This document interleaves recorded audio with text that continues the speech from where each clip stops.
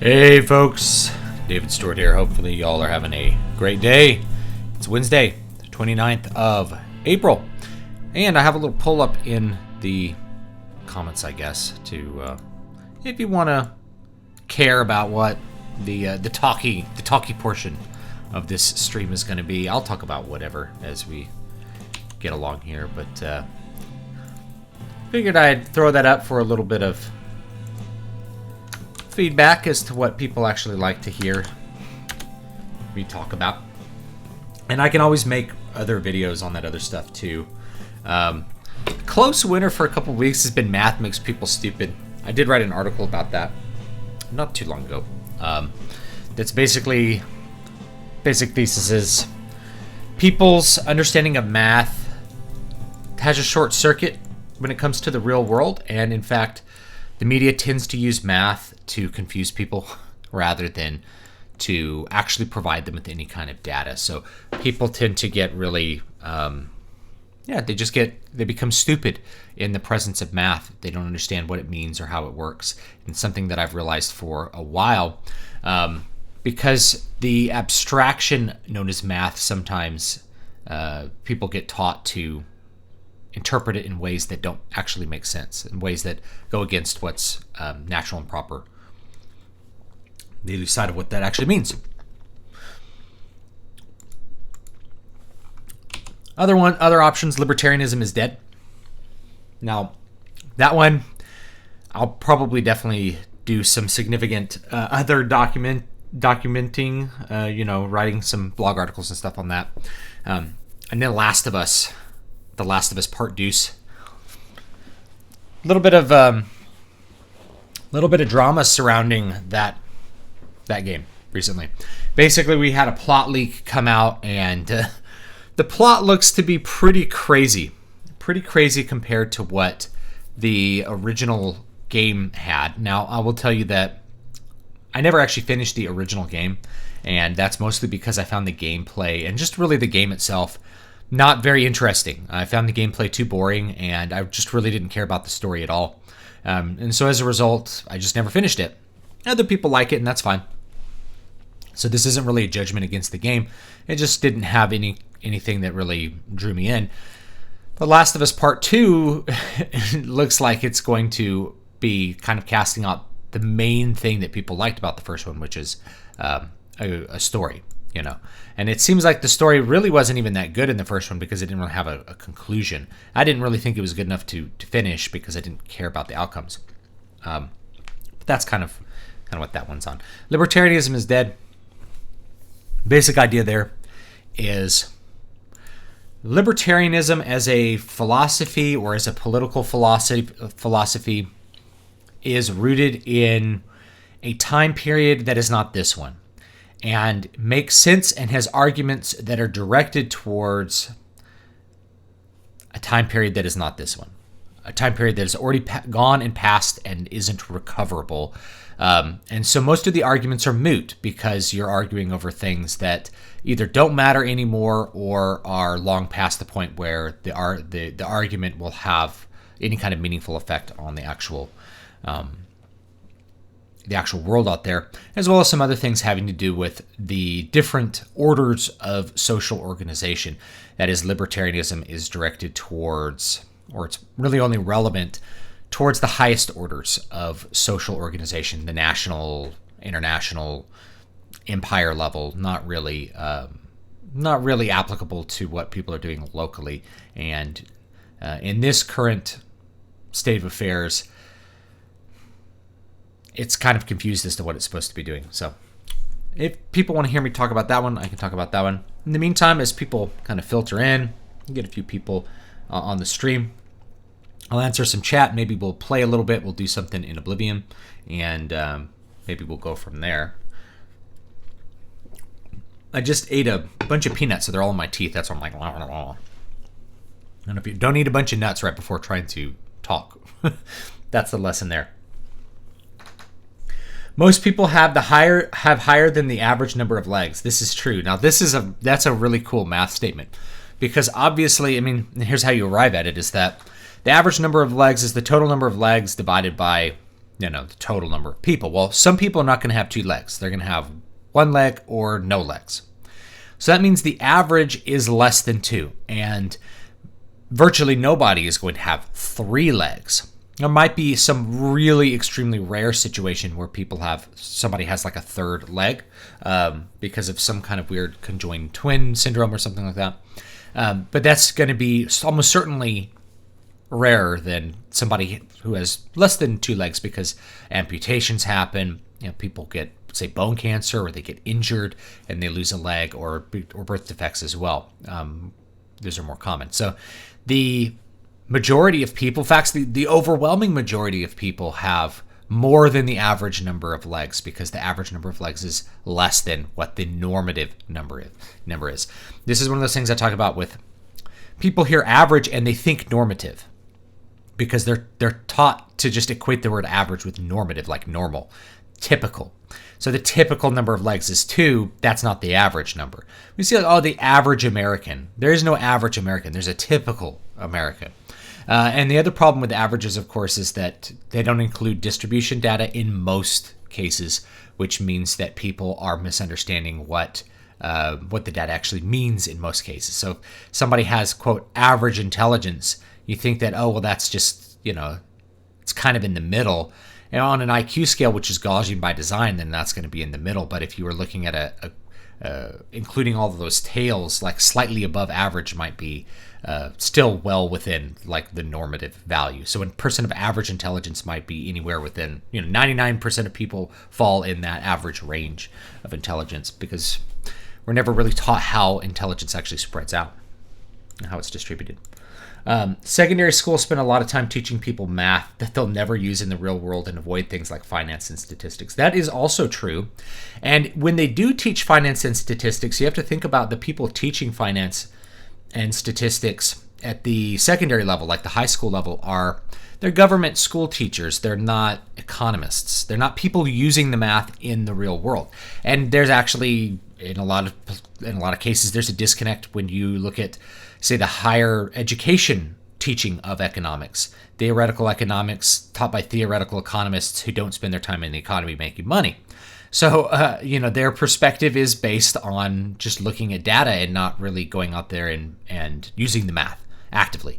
This is why a lot of macroeconomic forecasts are just wrong. Macroeconomic forecasts are wrong more often than they are right. That's the kind of the nature of it. You're always trying to revise the model and figure out how those things work. And the truth is that economies are so complex.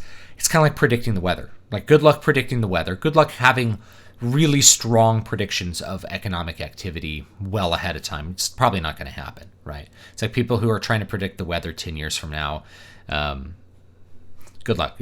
You're going to have a hard time of it. But it's not just that. It's that, like, you teach students to do arithmetic, but their arithmetic is completely disconnected from what that arithmetic is supposed to be used for. In a whole variety, in really basic stuff. And one of the most common errors is just thinking that statistics map to probability, when in most cases they don't at all, right? It just doesn't work. The probability doesn't work that way, and statistics don't work that way. Just as an example, I've used this one a bunch of times. It's like, if let's say we pull out a statistic that says like 1 in 3 black male Americans will spend time incarcerated at some point in their life. So people start to try to turn this into a probability, where they're like, I meet a black person on the street. He has a 1 in 3 chance of being a criminal. It's like, no, that's not how that works. Because, or if you're black, you don't have a 1 in 3 chance of going to prison, because you're under your control of your own actions, and therefore there's no probabilistic outcome when it comes to your individual choices. And it's like that with lots of other things. Or people hear something like, they hear, say, something that's, every 15 minutes somebody dies, and this, like, that's actually not true, right? That's, every 15 minutes somebody dies in a drunk driving crash. No, because it's the distribution matters. You're not gonna walk out the door and have an equal chance of being struck by a drunk driver compared to all of these other places and times. Things are not evenly distributed. People forget that. So I could talk more about that. Whenever I had good math teachers, I understood what was being taught. When I had bad math teachers, it's when I felt I was stupid at math. I've always been pretty good at math, but I always felt like math in school was just it's just repeating formulas. You never really used them for anything. And geometry, which should be the most useful one, it's like people forget how to calculate square footage of a house, which is like the most basic thing. It's like, well, you just multiply length by height, then you get the area, right? But I don't know, people don't seem to get that. But we train students to be able to use their little formulas, but not really what they mean. And I think when it comes to probability, that's the big one. People just don't. There's a whole section of people that just don't get probability really at all. 10 years from now, there will be hurricanes. Yeah, so you can...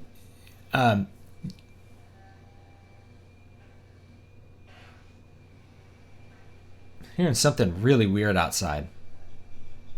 You guys hear that? I wonder what that was. I have no idea. Something going on. Somebody running a leaf blower or something. Yeah. Read any Ludwig Wittgenstein on his certainty is very interesting. I don't think I have. Hey, I am playing Oblivion 2. I finished becoming Sheogorath. Trying to finish the Mike's quest before finishing the main quest. Yeah. I haven't even started the main quest on this playthrough that I've been streaming, and that's fine. I just didn't even really think about it. So we probably can kind of start that. All right. I think I'm just going to go ahead and talk about libertarianism. So, libertarianism is dead. Here's the basic thing, and there's so much stuff to talk about because so much has been, I've percolated so much on this for so many years, and I've been involved with various levels of people who, are part of this philosophy for years now at this point. And there's not even a clear consensus on what libertarianism means, but my working definition is going to be with the essence of classical liberalism, which is that the primary political value is liberty, not the primary personal value. And from there, we're going to get all of the dissonance that arises, because modern libertarianism really has taken that idea that the primary political value is freedom, is liberty, and has turned it into things that don't make sense, including making the primary personal value, the primary spiritual value, if you will, to be liberty as well, which actually doesn't make sense, and I'll explain. So, libertarianism as a philosophy, or even as a set of philosophies, really is only applicable to the higher levels of social organization. And there's different levels of social organization, and most libertarians are not capable of thinking subtly and understanding that there's differences between these. So the lowest level, and the level that is the most important and the most relevant for the most people, is of course going to be the local level. And by local, I mean ultra local, like the family. Okay, so the family unit is an organization. It's a social organization that's pretty much the smallest unit that you can get before you're just dealing with individuals. So we really aren't a nation of individuals. And Milton Friedman said this years ago. He said, we're not a nation of individuals, we're a nation of families. And that's important that he said it years ago, because things have changed since then that have made this philosophy less relevant. So at the level of the family, are we libertarians? I'm not a libertarian at the level of my family, right? I'm a socialist, basically, right? My wealth is distributed, our wealth is distributed basically evenly amongst 4 people in my family. 2 of those people don't contribute anything. They contribute 0 productivity right now, and they contribute nothing to the household. They're completely parasitic. They do nothing but eat up time and resources from the only 2 productive, the 50% of the population of my family that's productive. Well, they're children. They're my children. And so I chose to have them. I chose to take care of them. And because taking care of children is a job unto itself, of course, you can't really distribute economic activity equally because raising children doesn't generate money unless you're running a daycare for other people. But raising your own children doesn't generate money. It doesn't show up as part of GDP or anything like that. So am I leeching off my wife when she provides most of the salary and then we buy the things the family needs? We buy the food that everybody needs. We pay the electricity that everybody uses. We buy all the things everybody needs. We're basically socialists. And when I worked full-time and she stayed home with the kids, it was the opposite, right? Oh, was she being a parasite by staying home with the kids? It's really easy to see that, we're operating in a different level where liberty's not that. And of course, my children have no freedom.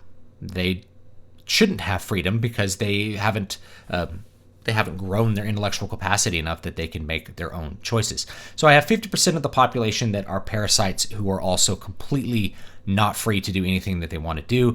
Baby's locked up. Baby can't run out into the street. Baby can't choose to do what she wants to do at all. So that's the lowest level there is the family. And then above that, you maybe have the tribe or the extended family. And the extended family is a little bit less socialist. Look, for the most part, the other families in the group are primarily taking care of themselves, but I will go out of my way to help the other people in my family, basically for free and voluntarily do so. So, of course, I will, if my in-laws, their AC breaks down, I'll go bring them my portable AC. I'll buy one for them. I'll do that. If there's someone in my family that's going hungry, I'll get them food. If their car breaks down, we'll give them a ride to work. All of these things are not standard like economic activity, and they're basically socialist. And what's important about these two is that they're voluntary, is that we're kind of choosing to do those. But the further away you get from that, the less kind of the social organization is coherent, and the more that you need to operate in a way that people have the liberty to do what they want to do because they're the best ones in that situation to figure out what they need to do. So as you go up to the local level, of course, you're going to need some kind of social organization at the local level to determine like how you're going to pay for roads, things like that. And that can be government. And the truth is local government tends to be pretty minimal, but it's also the most relevant of all kinds of government because it's the only thing that really affects your everyday life. The roads, if because we have compulsory schooling, schooling's part of that. But, the roads, the police, the fire department, these are the things that people pay for that they consider essential government services that they really don't want to have to live without. And they are really okay paying for these. And once you get past that, you get up to the state level, then you get up to the empire level, right? Or, the tribe level, it would be the local level. And then maybe a nation level would be equivalent to state in the United States. And then supernation or empire by the time you get out to the entire United States. So the problem with most libertarian arguments now is that they're trying to apply those down all the way down to the bottom level. And there's people who are, maybe really into Ayn Rand, which I was, of course, when I was a teenager, and they tend to believe that they should operate individually as if they're a libertarian, and that produces horrible social outcomes. If you live a libertine lifestyle, it destroys the society, not just at the smallest level, but all the levels that exist above it. And so now we're come to the part where libertarianism is really dead. And the reason libertarianism is dead is because we no longer have a cohesive social structure. We no longer have a cohesive social structure really beyond the lowest level, the family. The family, and even the family, has been ripped apart over the last 50 years. So all of the arguments that Ludwig von Mises was coming up with, or Friedrich Hayek, or Milton Friedman, any of these classic libertarians, any of the arguments that they were coming up to were built into or were directed towards a society that had these levels of social organization functioning and really made a lot of the functions of government moot. But as those things break away, the functions of government suddenly come into high demand because the social structure isn't there to support it anymore. So simply reducing the size of government when there's no social structure left to fix it is going to be a big problem, always going forward. And so what happens? Well, there's a bunch of things that happen. It's not just immigration, but immigration is a big one. So by allowing huge amounts of immigration from other countries, you allow other cultures who don't have the exact same valuation of these various levels come into your culture and begin to change it and to alter it, to the point where at the local level, which everybody used to know each other and it was in America at least, it was the equivalent of a tribe or a village, maybe in Europe or in Africa or in another continent, where you have a close-knit group of people who've lived around each other for a long time and continue to live around each other. Nobody knows each other anymore in the neighborhood, which means this ability to provide for one's neighbor voluntarily doesn't exist because you don't know your neighbor. And you have no connection to him, and he's not like you, and he doesn't share a culture with you. If you're making the argument 50, 60, 80 years ago, the neighbors are like each other. People are, they share similar values. They have things in common. They had common experiences with each other. They have the same religion in most cases, although, you know, that's a whole nother, I guess it's a whole nother can of worms here in America because there's so many different religions. But they have a lot of things in common. Now, not so much. You know, you may have neighbors that don't speak English. You can't even communicate with your neighbors because they don't speak the same language as you. Or half their family doesn't communicate with you because they don't speak the language, and you have to go through intermediaries like you're dealing with some kind of international negotiation. Having to use translators to figure out how to talk to your neighbors is not something that's conducive to local social organization. And it just gets worse from there. California as a state is so radically different from Texas that they really are like different countries. And I'm from Texas originally. I live in California now. I know both states very well. And while they were very different 150 years ago, there wasn't a whole lot of attempts to bond those together through higher level government programs. So the argument that makes sense from 70 years ago is like, well, California and Texas really should be very different and be able to handle their affairs differently because they're at different levels. Now it doesn't seem to make that much sense because all of the social levels in between that have been broken down. So right away at the local level, we're just missing all of the things that we need to have a social organization outside of government. So whenever you're hearing libertarian arguments, so first of all, libertarian, or I shouldn't say first of all, but going back to that point, libertarians are arguing for the philosophy all the way down to the lowest level because that's kind of what you're dealing with. So you notice if you open up Reason Magazine or one of these other libertarian rags, what they'll be talking about is, you know, one neighbor complaining about another neighbor and making them, you know, they're not allowed to grow their lawn or something like that. Like this would be an issue 70 or 80 years ago. When you have tight social bonds, you don't have to really go to court with your neighbor all that much because you kind of figure things out for yourself. There's a whole social structure that mitigates a lot of conflict. We just no longer have that anymore. So that's one of the things that's about it. So all of the arguments are really directed towards a culture that can't accept them. The other thing is you have all these people immigrating into the U.S. that have no political valuation for liberty. Liberty is not a political value for them. And so if you're attempting to say, well, we're going to have political liberty for everyone, it's like a non sequitur. It just doesn't compute for them. It's not even on the radar. They're going to vote for socialists because that's what they came from and that's what makes sense to them. If there's a problem, you have the government solve it. And a lot of people are coming from monocultures where things that are more socialist actually make more sense because everybody's the same. So if everybody's the same in a location, there's less friction about how the government operates versus you come here and, you know, some people want no government, other people want lots of government, and nobody ends up really very happy about the way that's supposed to work. So libertarianism is really a set of philosophies that are directed towards a time and place in the United States where we had a single culture and we had social institutions that could actually manage those things. And if we go down to the lowest level of the family, even that's been broken apart by the state. We have lots of divorce. We have the state has to get involved in divorces and managing what resources go where. The state is intervening all the way down to the lowest level. So if you start trying to pull the state out of it, the question is, what do you replace it with? People will figure it out. I think if you do things like that, but in the meantime, you don't have families. You know, how can you expect people to come up with coherent families if their families have already been broken apart? How do you expect the family to be the unit that actually teaches people proper ethics when there's no family and the kids have to be sent to public school for 8 hours a day so people can work 3 jobs in order to pay their overblown mortgage? It just doesn't work. It doesn't work anymore.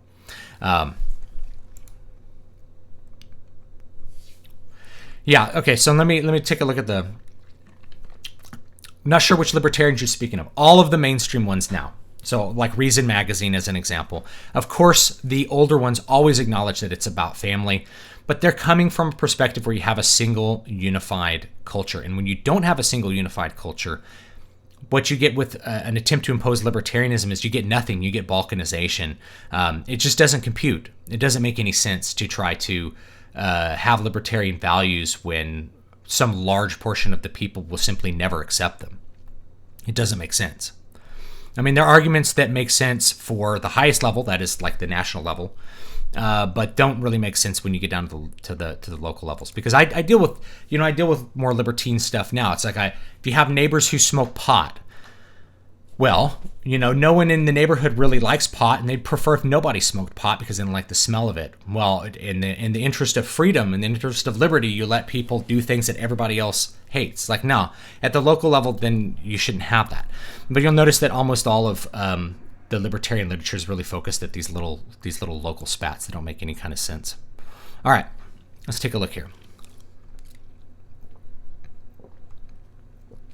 Taking a break from Final Fantasy VII. I only play that late at night. I have trouble learning when I can't see the big picture. And I always sucked at school math when it was taught in abstract terms. I can understand that. And the truth is, a lot of your ability to operate your environment doesn't come down to being able to like plot stuff on a graph, but having almost an instinctual understanding of how probability is really going to work for you. So for instance, if you have 98% survival, a lot of people just say, oh, that's a sure thing, because if they were at a Vegas table, 98% would be great, but 98% survival means 2% death. It's like playing Russian roulette. That's not good odds. Yeah, I don't know what that whistling is, guys. Sorry. Many libertarians love to virtue signal by means of putting the non-posterity citizens on equal, if not higher footing with posterity within a nation state. Yeah, you must have a single unified nation. Otherwise, ideas of liberty don't make sense. And they don't make sense because you don't realize all the things that you don't want infringing upon you until they're kind of put up in your face, like having to deal with a pot dispensary next to your house and all the crap that comes along with that. People like to be able to impose upon their environment things that that are beneficial for themselves and their family. While it makes sense for the federal government to not impose what states do, it doesn't really make sense for the individual to not be able to impose upon the next neighbor in the absence of all these social mitigators. Let's see what else we got here. Okay, I answered that. They don't put the posterity of a given state first. Yeah, and this is the thing. It's like, why shouldn't people be able to immigrate in? It's like they shouldn't be able to come in here. This is another thing libertarians miss, is the concept of consent. We didn't consent to be replaced. We didn't consent to have our neighbors be someone that wasn't like us. Now, it seems like, well, of course, consent shouldn't matter if you're going all the way down to the local level, but the local group didn't consent to having their community get ripped apart. The other thing too is that we've also developed a culture where people grow up and are expected not only to like go off to college, but to go somewhere else for their job. They pick their profession, and our entire economy is not our entire economy, but a big portion of the economy is constructed around the movement of labor, the free movement of labor in different pieces, at least within the nation, if not over the whole world, a globalized free movement of labor. Well, we need labor here in California for farms, so we'll just import workers to do it for as little money as possible, rather than, jack up the labor prices and get the locals to do it. And the result is the locals that never really consented to any of that now have to deal with neighbors that are nothing like them and don't like them. That's a problem. But you also have, if you want to be a chemical engineer, there's only so many chemical engineer jobs. It means you have to move out of your local environment and go to a new local environment where you have to then be a chemical engineer. That destroys that local level as well. So the free movement of labor destroys the tribe. And without the tribe, you're missing a huge social mitigator. And what has to come in and fill that void ultimately is going to be things which are less peaceful than the social mitigation that happens when you are dealing with lots of people that know each other and are negotiating constantly for how they're going to manage the collective group at that level, the tribe. And instead, what you end up with is rigid state laws or rigid local laws that have to enforce the peace that way. Libertinage is a self-correcting problem. I like this. A life of unrestrained sensuality will finish you off in short order. And it's true. It doesn't stop people from Reason Magazine from promoting drug use, polyamory, all manner of things which are degenerate to the culture and destroy the ability of the social matrix to absorb and control behavior that's a little bit outside the norm. Posterity means a nation group. State means a government. Absolutely, I agree. So here's our normal organization. Self, family, extended family, tribe or locality, tribe. Then you have a nation. Nation is all the people. So it'd be like you, your family, Clan McDougan, the Scots, and then you have a supernation, all the Celts, all the Celtic peoples put together. And so you tend to organize going out from yourself to those that are related until you get to maybe like a supernation like the Celts or, the United Kingdom, Anglo-Saxon groups of people, the Swedes, which are collections of tribes from, eons ago at this point. And then maybe you end up with alliances of nations or empires which are one political entity controlling many different nations, like the Roman Empire. And I would argue, the United States is an empire, really, as far as its organization goes. It's very centralized. Even though there is local governance existed under the Romans as well. The only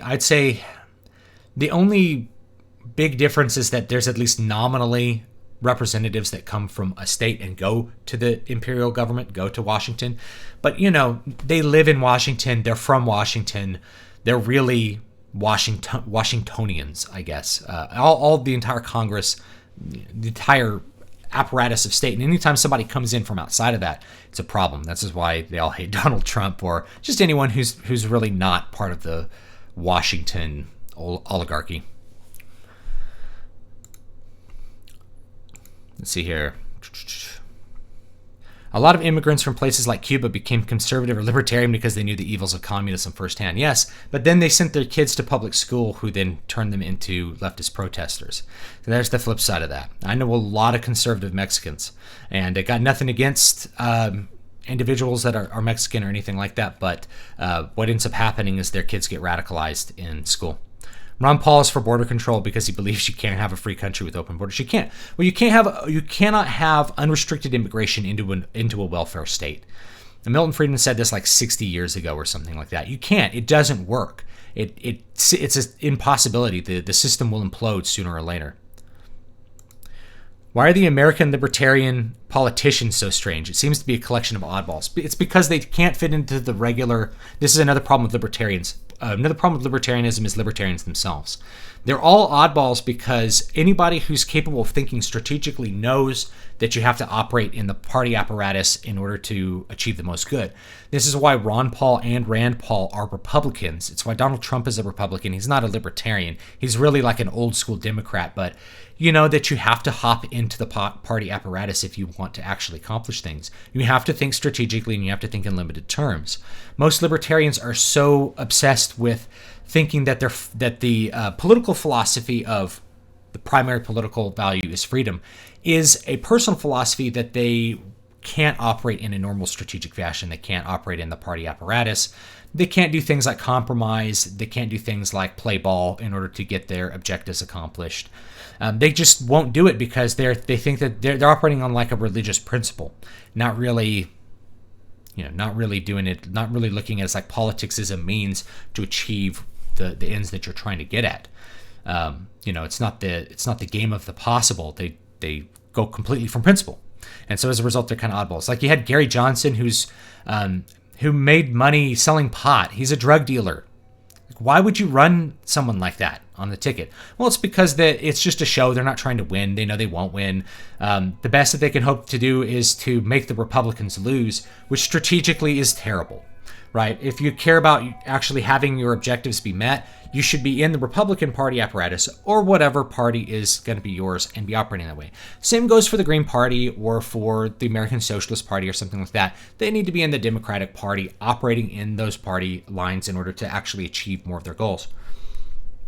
And truth be told, leftists tend to be better about it. They tend to be better about infiltrating the party mechanisms and using those, which is why we've gone to the left. It's why we've gone more socialist over the years. So anyway, I've seen people in recent years come together in crisis and organize. The problem is I don't think that we're going to see a significant bonding together again after 9/11. I don't think it's going to happen again. We're just too different. We're politically and philosophically too different. Everybody's completely atomized.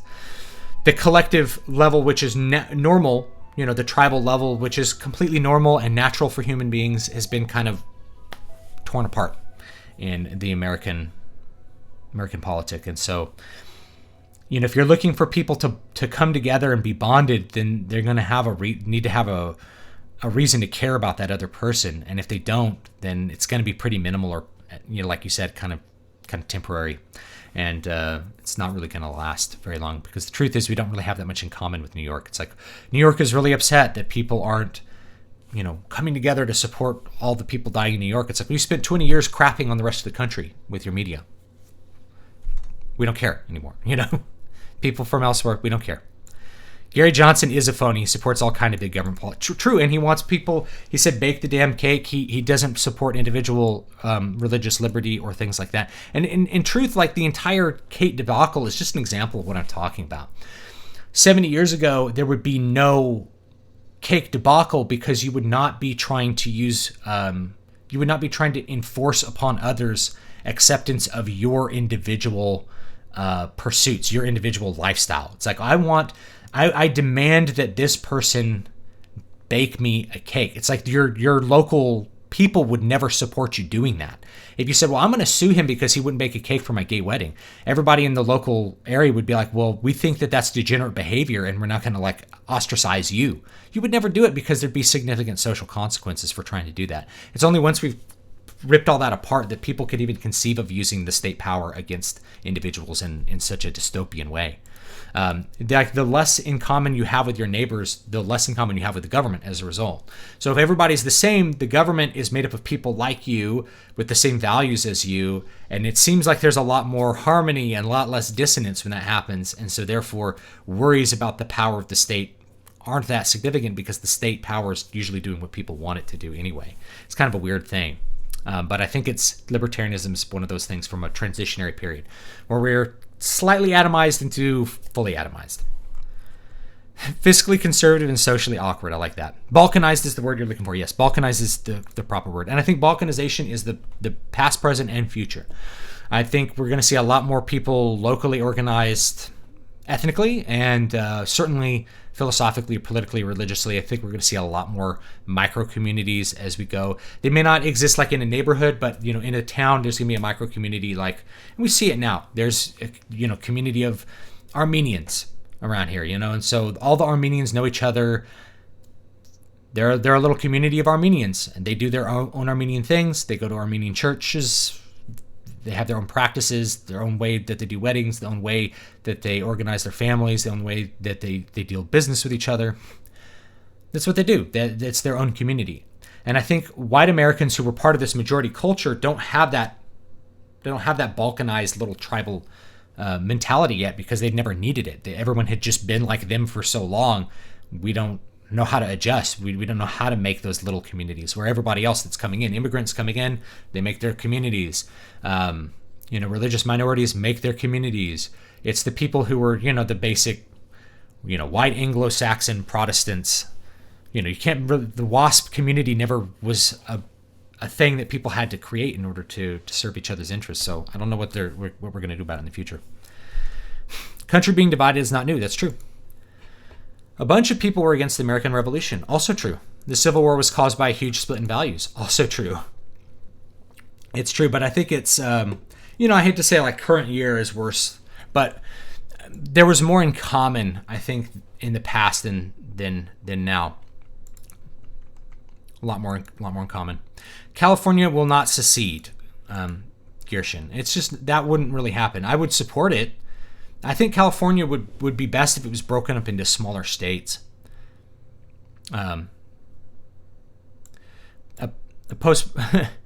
all a libertarian is a postmodernist that has given up on Marxism. I wouldn't say that. I'd say, because it's not really postmodernism. It's really steeped in 19th century values. But those 19th century values aren't going to make sense in a highly atomized thing. They're only going to make sense at one level, like the highest level. And so we should pursue libertarian ideals at the national level for sure. And once you get down to lower levels than that, it's irrelevant, and we need to not even worry about it. So libertarian values are totally appropriate at the highest level, the national level. Federal government doesn't need to be involved in doing all of these little things. It just doesn't. It's too involved in all the other levels. But at the same time, we shouldn't complain as libertarians if the state chooses to outlaw something that most people there hate. Like prostitution or something like that. The fact that there's so much time that libertarians spend trying to legalize prostitution and drugs is really indicative of where their values are. Their values are directed towards, freedom as the ultimate personal value, a libertine philosophy rather than libertarian. Okay, so there's my rant for the day. Thanks for listening to that for a few minutes. There's so much more to say. My thoughts aren't completely organized on it, but that's a couple of the things that I feel about this. It's libertarianism's dead. And if you are like me and you are a libertarian, it's what you want to do going forward. And what we have to do is separate the debate into the levels of organization, the orders of organization that I talked about. So libertarianism is valid and correct for the national level. So it's a valid and correct philosophy to pursue libertarianism at the level of the United States or the European Union. In fact, maybe the European Union needs to go away. That's a libertarian kind of thing. And then once you go down below that, state level, Republican. Local level, Democrat, maybe. And then, family, socialist. That's appropriate. So the local level should have, obviously, the local government should have more control, but you also have a lot more ability to change things at the local level. And once you get up to the state level, the state government in California is too overbearing. The federal government's too overbearing. It kind of sucks. But the local government is really not too overbearing. The local government, should step up and do things that, outlaw more things that everybody hates, like smoking pot outside your house and stinking up the neighborhood, things like that. So anyway, we really need to reestablish the Bill of Rights as the highest law on the land. It is that. We also have a problem with, this is to get into constitutional law, probably more than I want to, with what's called, what's the word I'm looking for here? Basically, the application of the rights to the states. The word is slipping my mind here, but you have this thing where the 10th Amendment says all the other rights are dictated to the states. Now, just as an example, the restriction against state religion wasn't considered something that applied to state governments initially, and then from there it's been applied to states. So yes, it's the highest law in the land, but the question is how much of that applies to states and local governments. And that really needs to be a debate that we need to have. And I would say that actually it probably needs to go the way of how it was originally, which is that it dials back the power of the federal government, but actually brings forward the power of state and local governments to, to have some of these things, to have more restrictions on freedom. I know that sounds really awful, or restrictions on freedom, but if you live in a really disjointed, dysfunctional local community, you kind of understand that there's things you don't want people doing, and you're unfortunately, you can't really stop them from doing it.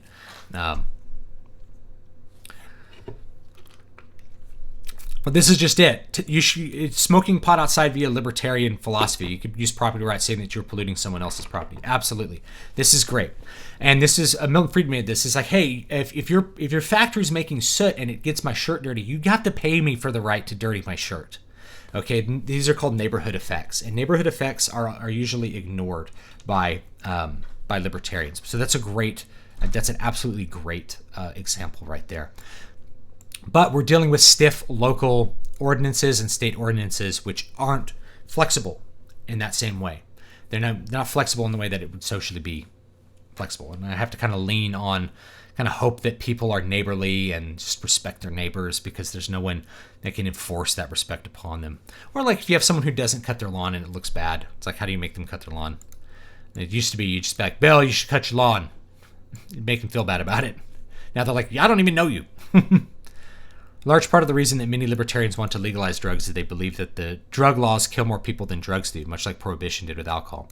Well, the truth is Prohibition actually dried the country up. It significantly reduced the amount of alcohol consumption, alcoholism, and the problems that came from alcohol. We have to recognize that if we're going to have any kind of intellectually honest discussion about Prohibition. Prohibition actually worked. But there were negative consequences to Prohibition. You did have the rise of organized crime and things like that. But if you're just going by the numbers, Prohibition not only worked, but it improved a lot of things. So yes, there was more organized crime, but there was less people, getting drunk and committing crimes on the individual level as well. So it actually did work. I know that seems, it's kind of far out there, but that's how. And you really have to think about drug laws if you are going to be a balkanized version of that, where the locality can decide it. If the locality doesn't want certain drugs to be illegal, they can decide how they want to enforce that. And that I think is totally appropriate. And what you'd probably end up having is you'd have a significant plurality, I think, of localities decide that drugs are going to be illegal in their area. And you're going to have other areas that are going to adopt like a red light district kind of thing where it's tolerated or it's illegal in their area. And so if people, they can make more money on it, so you concentrate it in one area kind of naturally. So the one locality, one county decides, hey, we're going to have drugs be legal in our county, and we're going to open up stores that sell drugs, and we're going to make some money on it, and it's going to provide some economic benefit to us. And the consequences, of course, we're going to have more people coming to do drugs, and their problems will be associated with it. But because it's localized in one area, it kind of helps out the surrounding. There's kind of a trade that happens that kind of arises naturally. Families are monarchy, tyranny, and are essential for the greater republic to function. I agree. Without the foundation of stable families, the republic cannot function without becoming a nanny. That's it. The government really ends up having to do this. I'm constantly talking to people that's like, and I'll give you some examples to that end, Philip. So when they shut down all the schools, what a bunch of people said is, what about our kids who get free breakfast and free lunch? Now we're going to have kids going hungry because they don't go to school. So schools have their cafeterias running, and you can come by and pick up your free lunch for your kid. Schools are a welfare distribution program, at least in most places in the U.S. and certainly here in California. So that's the concern. Well, you should be like, well, why aren't these kids being fed by their parents? Why is no one stepping in to feed these kids normally? Somewhere along the way, someone decided kids aren't being fed, therefore the government has to step in and do it because the locally it's just not being done. That's what ended up happening is you have a little nanny there that feeds families that don't want to feed their own kids. And food is cheap, and a lot of these families get food stamps anyway. But we still have free or reduced cost of lunch at a bunch of schools. It's a way to distribute free food to people. You get them in school where you have them, and you can give them free food, and you know that they're not going to misuse that, trade it for cash at some loss in order to buy drugs or things like that. You also have this example, and you can actually look this up on YouTube. It's Milton Friedman, and he's talking to like a college group, and somebody brings up this heat wave. I think it was this Chicago heat wave. And this old person had their power turned off because they hadn't paid their power bill. And because they couldn't run an air conditioner, they died. They died of some heat related, the heat provoked their health, their more fragile health, and they died. And so it's like, do you think that people should die? And so Milton Friedman's response is, where were this man's friends, neighbors, and family? Where were the people that are socially supposed to take care of him? Because you're asking the power company to just not, make it optional to pay for power, because that's the other side of it. Well, should it be optional to pay for power? It's like, no, it shouldn't be optional to pay for power, but if you're going to refuse to turn it off, then it is optional. So the question is, where are the other parts of the social network that are supposed to stop that kind of thing from happening? Well, I know with my family, if the power goes off, and we have rolling blackouts here in California, we're going to have worse ones here this year. I have a generator. I have a portable AC. It's actually right next to me because I'm in like the hottest room in the house. If something happens, my medically fragile older people in my family are going to be fine because I will take care of them, because I care about them and because they're part of my family. However, there's people that have no family at this point. They never had kids. They're in some government-run old folks' home. Who's going to take care of them? It's like, well, we have to, people just look to the government. Well, there's no one else to do it, so we have to do it through government because we can't understand how socially it would be done. That's just another example. We've moved away from this point where it's like, of course we can expect an old person's family to take care of them to, can we expect an old person's family to take care of them? Is that a reasonable expectation in our society now? That's very dystopian to think about, but we're there. And so what do? Do you use the government that way or do you not? And just from a practical perspective, if you value life, maybe sometimes you have to because you know that the society is broken down so much you just don't want people to die. Actually, after seeing how California has handled the Second Amendment, I'm not really sure empowering the states is a great idea.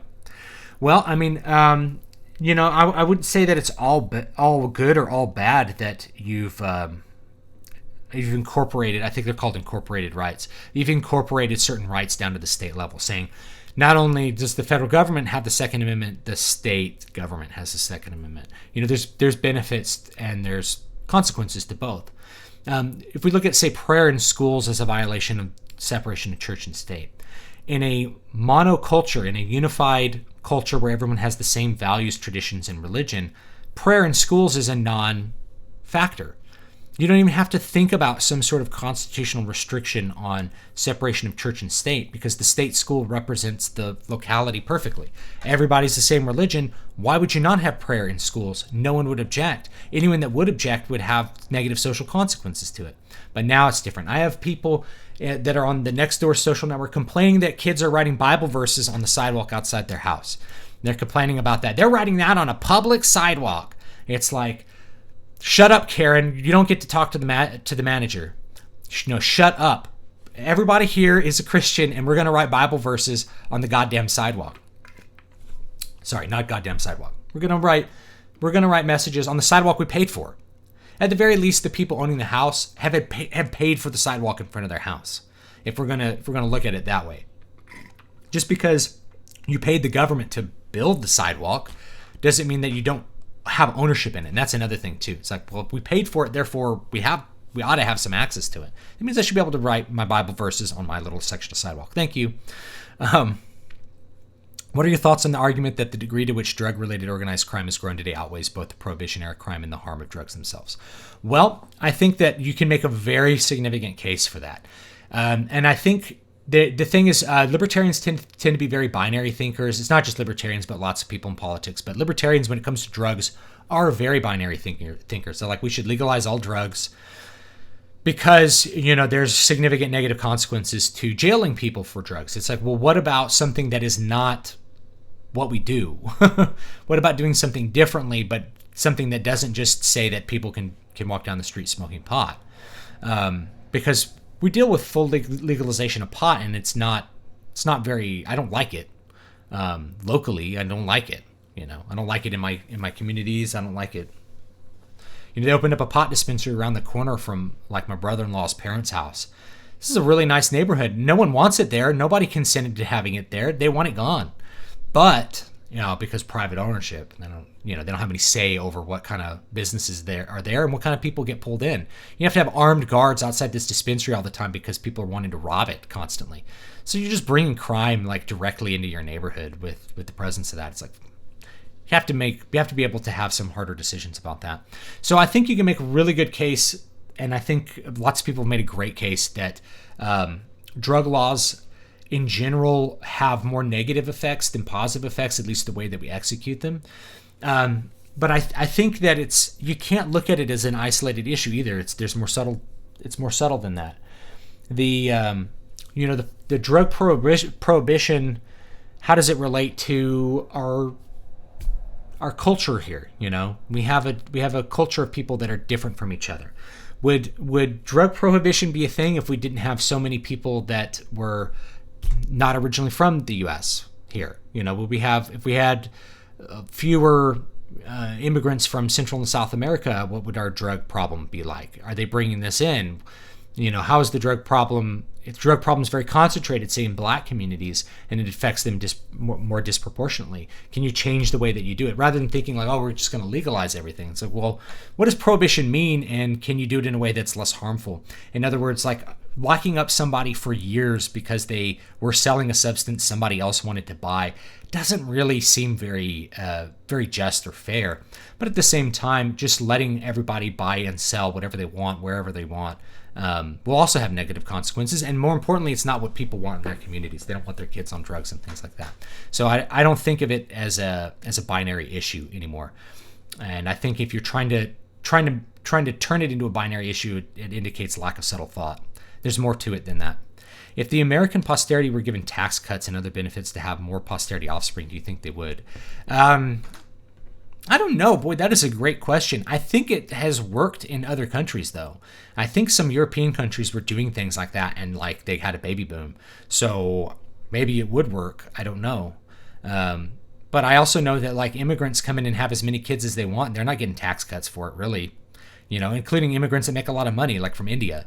They're coming from India and they make $80,000, $90,000 a year, and they still have 6 kids.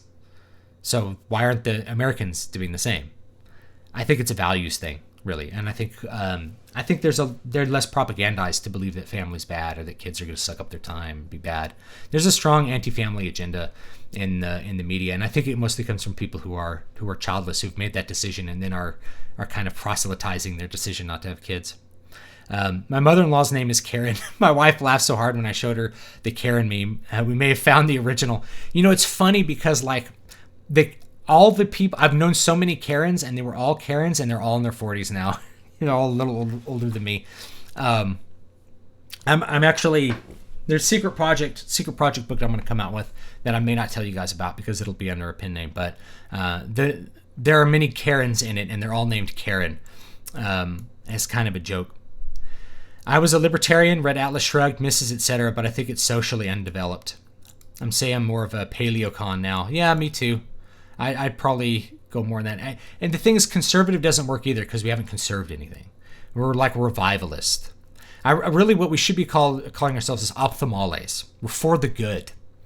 Ophthalmales versus, populares. We're for the good. We're for that which is good. And obviously not for that which is bad, but not for things which are popular simply because they're popular. So really something different than populism. I've never really been a populist, but rather, ophthalmale. Let's take up the mantle of the Roman Senate and be ophthalmales again. Ophthalmales are, I think that's a good word for it. Now, see, here's the thing. When you legalize drugs, you take away power from drug dealers and cartels. Of course, it means giving it back to the pharmaceutical companies, but at least these companies pay taxes and obey laws. The thing is, we can see that with pot. That's not actually what happens. There's still tons of illicit pot use because the natural tendency tends to be the state to clamp down on how and when you can sell drugs and make them prohibitively expensive, which just drives more of it underground. People buy cigarettes from organized crime in New York, despite the fact that cigarettes are legal. It's because the state apparatus has made cigarettes so expensive and annoying to acquire that you're going to buy it from organized crime. So organized crime still sells illegal drugs in New York. Organized crime still distributes moonshine. And, there were guys still getting busted way after the Prohibition era for moonshine, NASCAR drivers and stuff, for selling what's called unbonded whiskey. When you distill alcohol, you have to store it in a government bonded warehouse for 2 years to call it whiskey. So when you make moonshine and you don't pay the tax on it because you want to sell it cheaply, and people want to buy it cheaply because they don't want to pay the tax on it either, you're breaking the law. There's still illicit alcohol distribution. So just because you bring it overground doesn't mean you get rid of the illicit level. Now you will reduce it to a certain extent. But you're not going to get rid of the illicit nature of it totally. And just due to the nature of things, it's like cocaine that's really cheap on the street. Yeah, you'd have better cocaine that's pure and not going to hurt you if you buy it from a pharmacy, but it's also going to be like 10 times more expensive, which just means that most of the guys on the street are going to go an illicit route to get it anyway. I don't think you'll eliminate it totally. You might. I think you make a good point. I mean, you reduce the power of drug cartels to a certain extent, and they're there because the black market's really valuable. If there wasn't a ton of money in it, they wouldn't have all the money to operate the way that they do. So I mean, it's a really valid point. But again, I'm not thinking of binary terms. Binary term would be like, it needs to be legal or illegal. It's like, well, what does illegal mean? Because like the old way of thinking of it is like, we need to send people, 3 strikes you're out for dealing drugs. We need to send people to jail for life for dealing drugs. It's like, no, I don't believe that. That's not just. Poor nations tend to have high child death rates, which leads to a tendency to high birth rates. True. After several generations, the birth rates of descendants of immigrants usually drop. Absolutely true. You're correct. We like to say they become Americanized. They just tend to adjust to the reality that most of their kids are going to survive. That's a really great point. If you feel like a free market would undo many of the problems, you're right. The problem is you have a state, and so you're not going to not going to transform it into a free market. It's not going to happen. Somebody's going to want to get their beak wet. And government at this point is basically the same thing as organized crime. So if you're getting rid of one kind of organized crime, but you have the other, well, you're just making the other one going to want to get their beak wet too. Can you legally make whiskey just for personal use? I don't know if you can actually. So it used to be you couldn't. Now you can make beer for personal use. But as soon as you distill it into whiskey, if you haven't paid the tax on it, you're in violation of the law, as far as I know. Now, most of the time, you're not going to have police enforce that law. I'll tell you, just the other day, had a neighbor drive by my other neighbor's house, who is a sheriff, and held up a bottle of moonshine that I guess him or a friend made, and everybody had a laugh about it. But he's not really selling it. He's not like a moonshine runner. So no one really cares. So I think it might be technically illegal to distill it, but nobody's going to come after you. I actually have several books on how to distill your own whiskey. I've just never really done it. But it's not that hard. You can make your own beer, you can make your own mash, you can make your own wine, all that's legal. But I think as soon as you start trying to make it into whiskey, you have to pay a tax on it. And in fact, there was a whole rebellion on the whiskey tax. This was the first rebellion in the U.S., the Whiskey Rebellion. George Washington himself went out to quell the rebellion from those settlers who didn't want to pay the whiskey tax. They had a nice rebellion to not pay a tea tax, and then we'd come out and no whiskey tax. Yes, Obvlivion, you're right. We should play a little bit. Sorry, this conversation is very, very interesting to me. Let's play. Where is it? Here we go. There's that sweet music. I'm going to turn this light off. It's just a little bit, too bright. Looking at all these light bulbs here. Bum.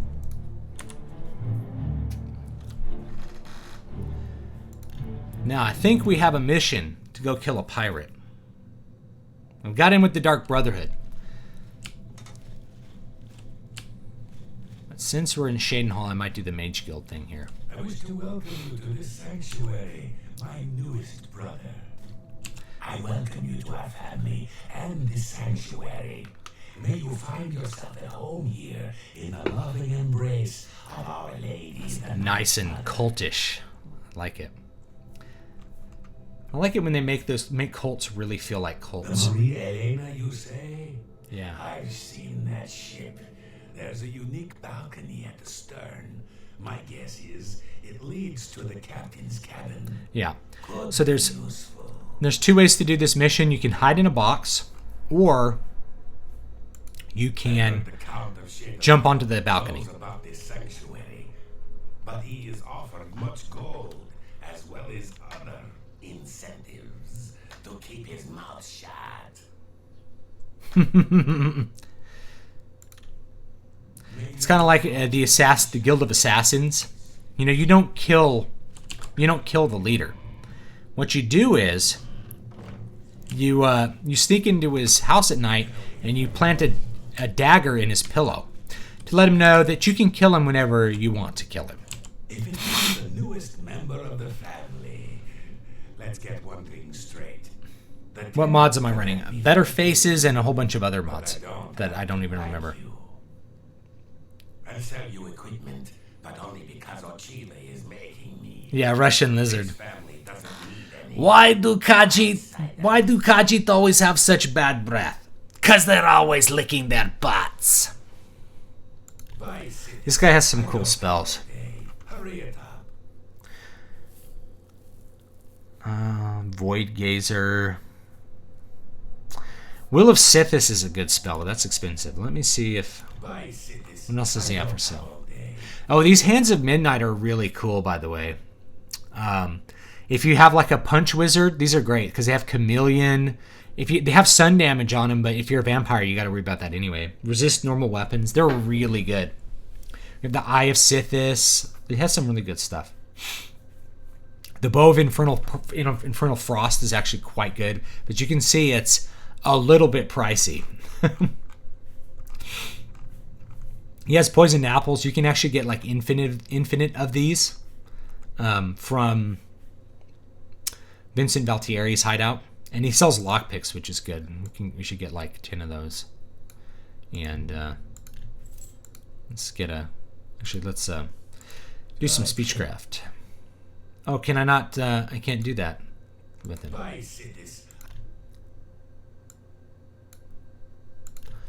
Let's get some repair hammers. You ripped me off blind. All right. We can repair stuff. Oh, I forgot. He gave me the... What did they give me? They gave me the little armor. Didn't they? Yeah.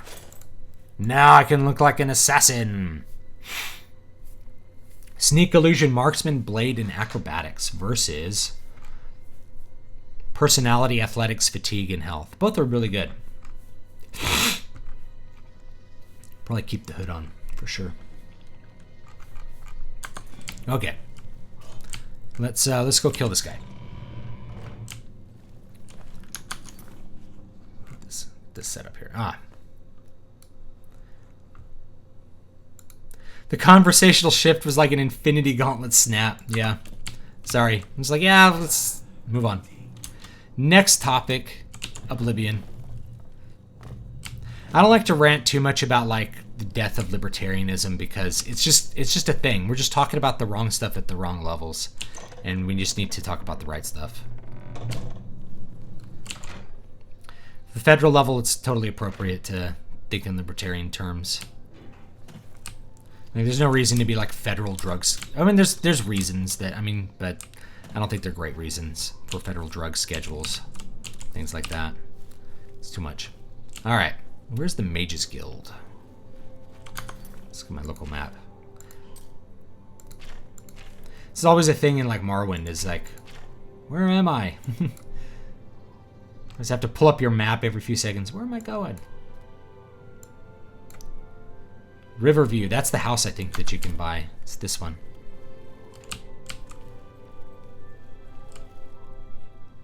Oh, maybe not. Apparently you can unlock it. I don't know what's in Riverview. Should we sneak into Riverview and see what's in it? Because I don't remember.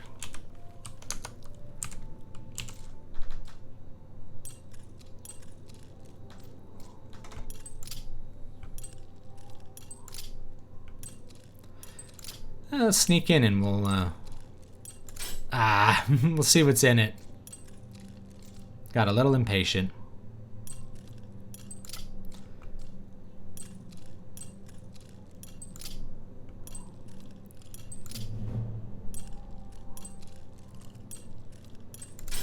Come on.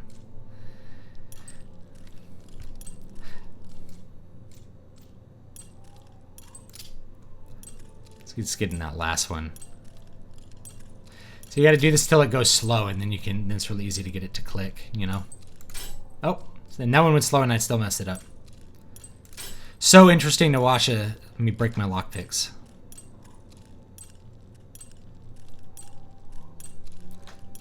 There we go.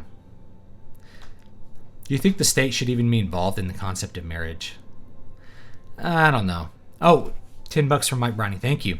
Thanks for the stream, David. There's a great documentary on YouTube called "This is the Last Damn Run of Liquor I'll Ever Make." It's about Popcorn Sutton. He was an Appalachian moonshine pioneer. Yes, I will totally watch that. I think moonshining is a really fun and interesting history, and it's a great example of like, just because something's illegal doesn't mean there's not going to be people running it. You know, in fact, that's kind of what NASCAR started on, was I think liquor runners. Souping up their cars to outrun the police cars.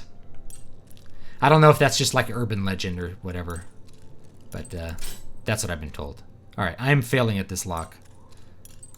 This is embarrassing. And each time you fail harder, you're like more embarrassed about it.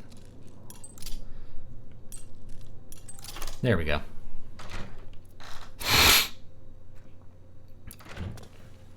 I think you should leave. Whoa, there's a bunch of people here. Look at all the people in here. I'm Alanui. I'm only a conjurer, but Orantur is a full. Why is everyone in here? Isn't he wonderful? You think? Oh yeah, yeah. I don't think the state should really be involved in marriage. I mean, in the Roman sense, it was all handled by the families. It was completely social. There was no, you didn't rely on the state to do that at all. But as we've become more separated, like, what's the consequence of somebody leaving their family or destroying their family? It's like, if there's no social consequence, you kind of have to rely on state courts to figure that out, because there's no patriarch that you refer to like under a Roman system. You know, you have that because of the social breakdown. They go right with each other. Like one creates the social breakdown and also necessitates itself at the same time. You know, you have a little seed of like, there's a little bit of social breakdown. We need more laws with divorce, and then those create more divorces, and it just goes on from there. Check out John Marks's video with Kurt Doolittle on propertarianism, which is essentially nationalism and the Bill of Rights combined to create a new constitution. Interesting. If I was a dictator, I'd only make harmless, non-controversial changes to existing laws. Like adding chocolate to the Schedule II narcotics list and changing the age of consent to 65. Mages Guild. Orantur doesn't like to brag, but no. So she's in the Mages Guild. What's she doing here? I've been bad. Get back, you filthy beast! She's one to talk. Look at this orc. Oh, didn't you hear that orcs represent black people? You won't get any of my blood. Get away from me. Man, there's like a righteous party going on here. You're a likely looking prospect. Thinking about the Fighters Guild? Yes, I am. If you're interested, see Valena Daunton in Cornwall, or Azan in Anvil. Localism's the solution to all these, yes. Raif Lathandis is one of the greatest painters in all Cyrodiil. Sadly, he's gone. Oh, this is where you can go into his painting and save him from the trolls. Herself with grief. Yes. What's new with you? No, stay away from me. Oh, this mod has like Morrowind faces, which are kind of cool. No. Rather than No, stay away from me. okay. No one likes me. No, stay away from. All right, everyone. I don't know what this house is. I don't think I've ever been in this house before, or like why everyone's in it having a party. Like, what's going on here? Get back, you filthy beast! Like, what is going on? This is so weird. No, stay away! Like, everyone's just standing around looking at me. No. Oh, they're attacking me. Stop right there, criminals. Oh no. Nobody breaks the law on my watch. I'm confiscating. Let's see here. Go to jail. Hope you rock. They started attacking me. Oh, I'm in my sackcloth. Now, I think this is interesting. I think they can't... Oh, they can take your quest items from you. Interesting. They give you one lockpick. Whoops. Console there. You know, they give you one lockpick, so like you can try to sneak out. Which I don't think... You know what? Let's try it. Let's see what we do. I'm not sure where that guy went.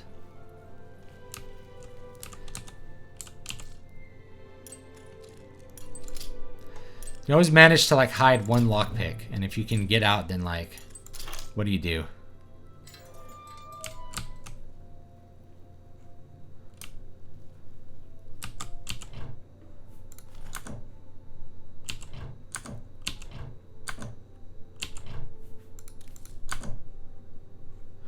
You have to like get your stuff back from the chest somehow, you know?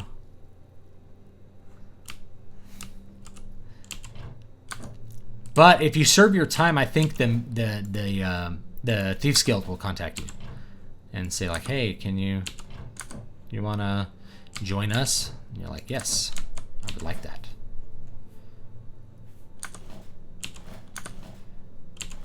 Wheat grain. Might as well steal everything in the jail, you know what I'm saying? Here.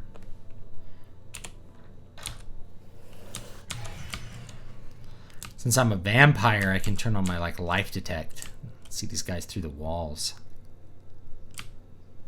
Alright, cool. See, there's the chest I have to break into. Let's see if I can do it.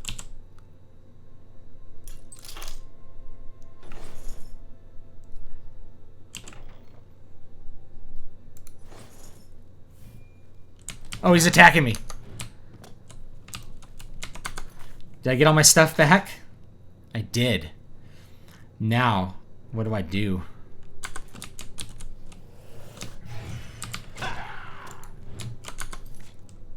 Do I kill this guard? Well, let's figure out. I haven't done this in a while. On that. I think I almost got away with it. Oh no, I lost the armor. I lost the 0-weight armor somehow. I have listened to Christopher Lee's metal albums. Oh, this is awful. I lost the armor.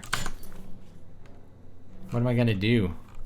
I might have to reload just because that's a quest item. I won't be able to do more stuff with the yeah, I might actually have to reload just for that reason.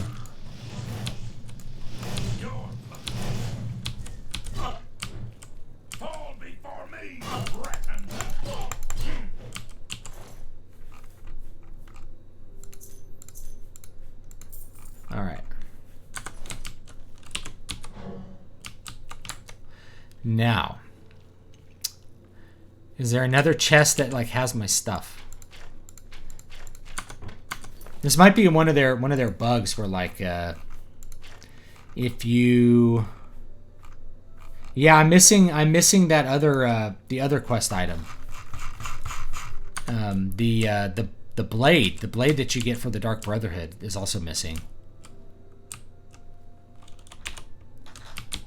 So that's a problem. Let's see. Should be able to see. Oh, I have a 160 gold bounty right now.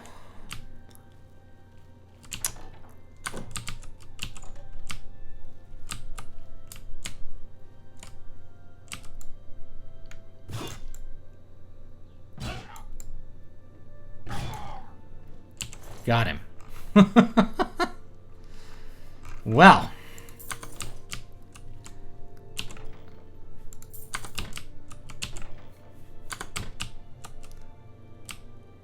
Interesting. Yeah, I think I'm going to have to reload just to get the quest item back. I think that's a bug.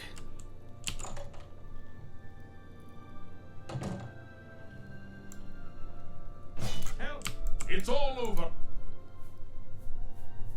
Hope you...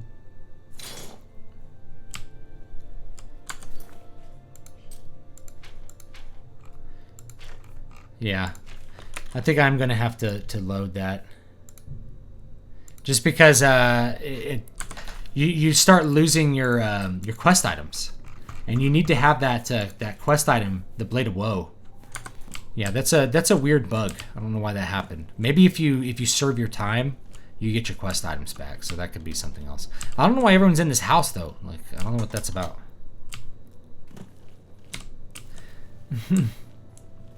I do like Christopher Lee's albums. They're pretty good, I think. I'm sorry. No one except for Cheydinhall City Guard are allowed inside this home. Due to outstanding fines owed to the city, Aldous Authoran's property has been seized and is now sealed until further notice. Good day. Spending a lot of resources to keep somebody from having access to their house. Talk about inefficient government. But you gotta enforce those laws, man. You gotta get your beak wet. Yeah, let me find the Mages Guild.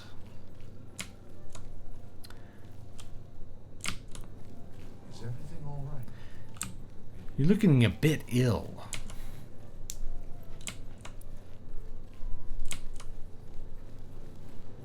Have you been well recently? Your skin looks a bit off, says the orc. Let's see. I know that the Mages Guild is like, I think that's the Mages Guild over there. It's been a while. It's been a while since I've been in Cheydinhall. Christopher Lee's kind of like my hero. This is a guy who just decided he was going to record metal albums in his 90s. Like, that's amazing. How can I help you? Is there something I can do for you? Oh, this was the whole there's like a whole quest where you reunite the twin brothers there. That's a pretty good one. So this is this one. I think you have to go dive in the water. To go dive in the well. You won't get any of my blood. Get up. Oh my gosh! Everybody's just gonna be a jerk to me, huh?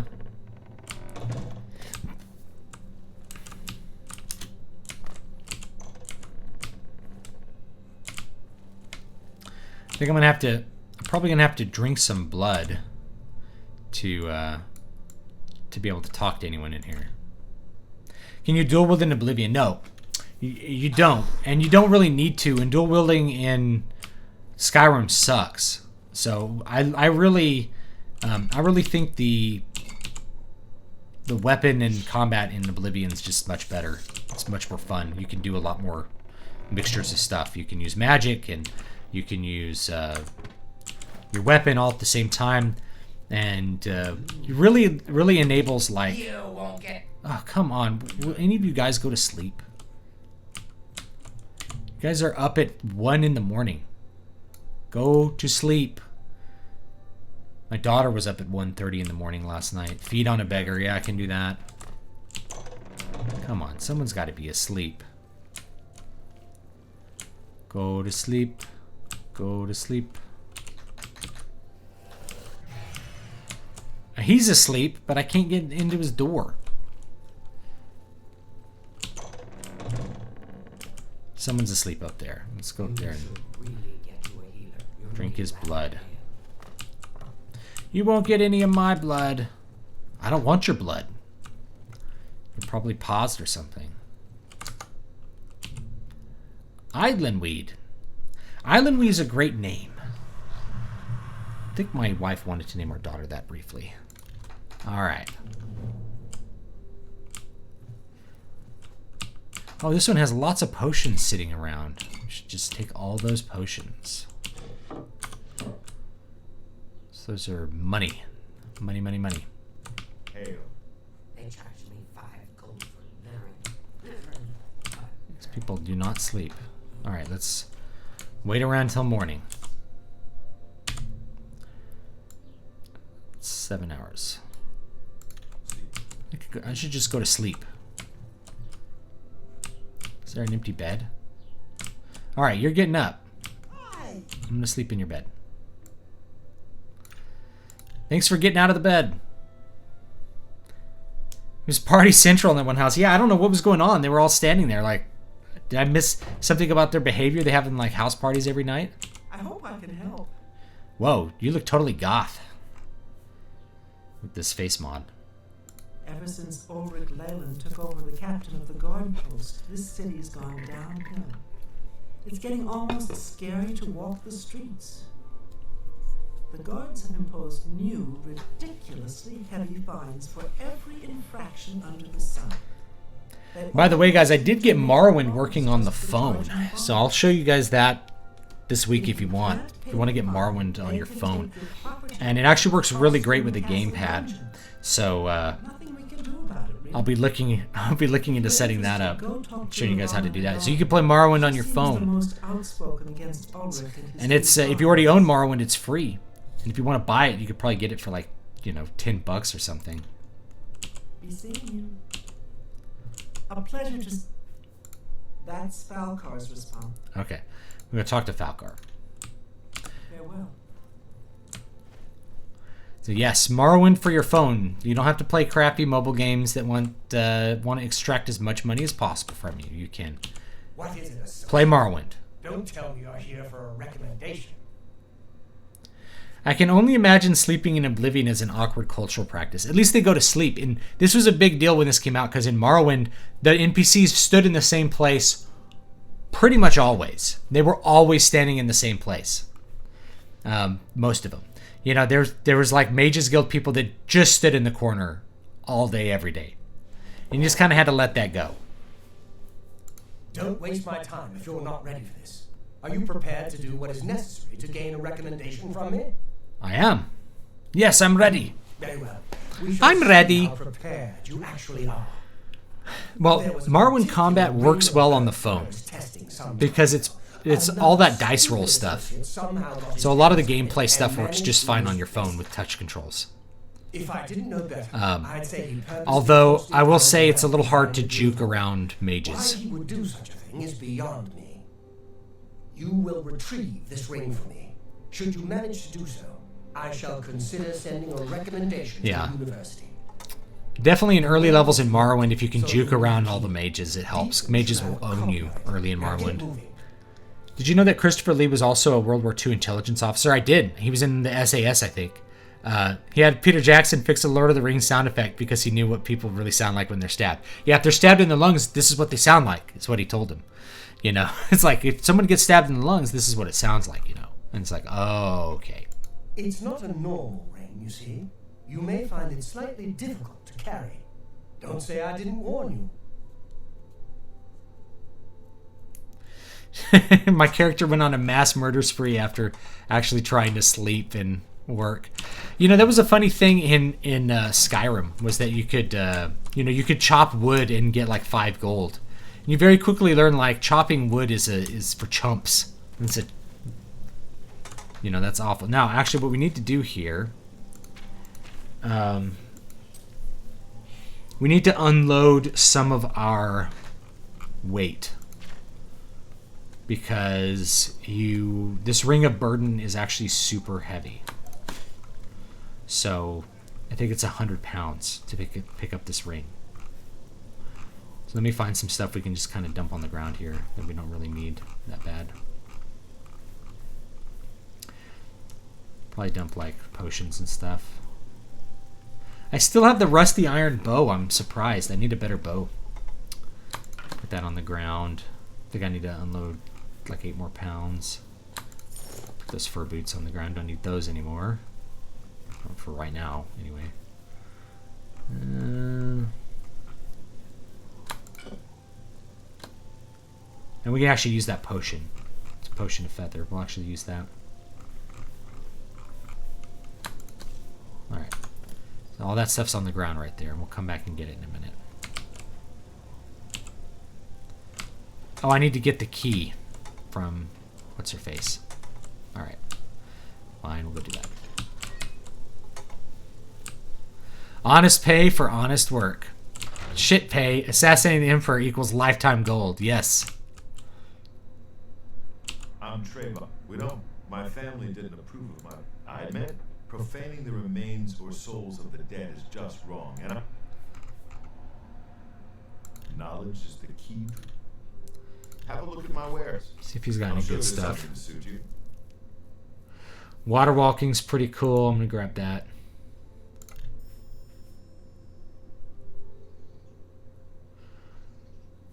Fire shell. Protect other. I don't know. I appreciate. Don't really need those right now. Bye. It's good to have like 1 copy of them to make your own spells though, so I think she has the key. I'm Dizan, magician, Mages Guild. Don't tell me Falcar has given you the same task he gave Vidkun.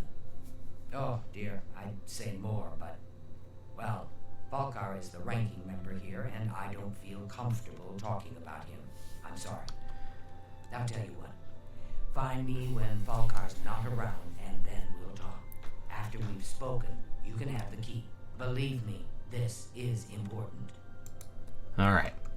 Now we gotta wait for... Let's do 12 hours. Falcar will go to sleep. She'll be up. We'll talk to her. I'm gonna be slightly more vampiric now.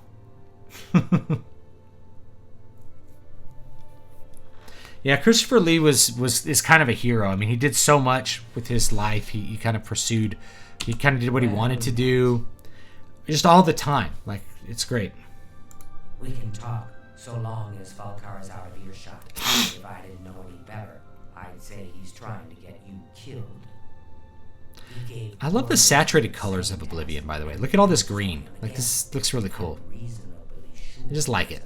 Connection, but I can't prove it. Do be careful. I'd hate to lose another useful associate. You know, I would like to see more bright colors in Elder Scrolls again. Just like higher fidelity graphics than this would be great. Ring, it may come in handy. And if you find out anything about what happened to Vidkun, let me know, will you? Buoyancy added. Just before. Alright. Goodbye. Oh, I think she gave me a free spell. Alright. Yes. Chopping wood. You do get in it. People chopped the wood to get like the Xbox accomplishment though for chopping wood. Alright. So we can buoyancy. We can find a Nern root.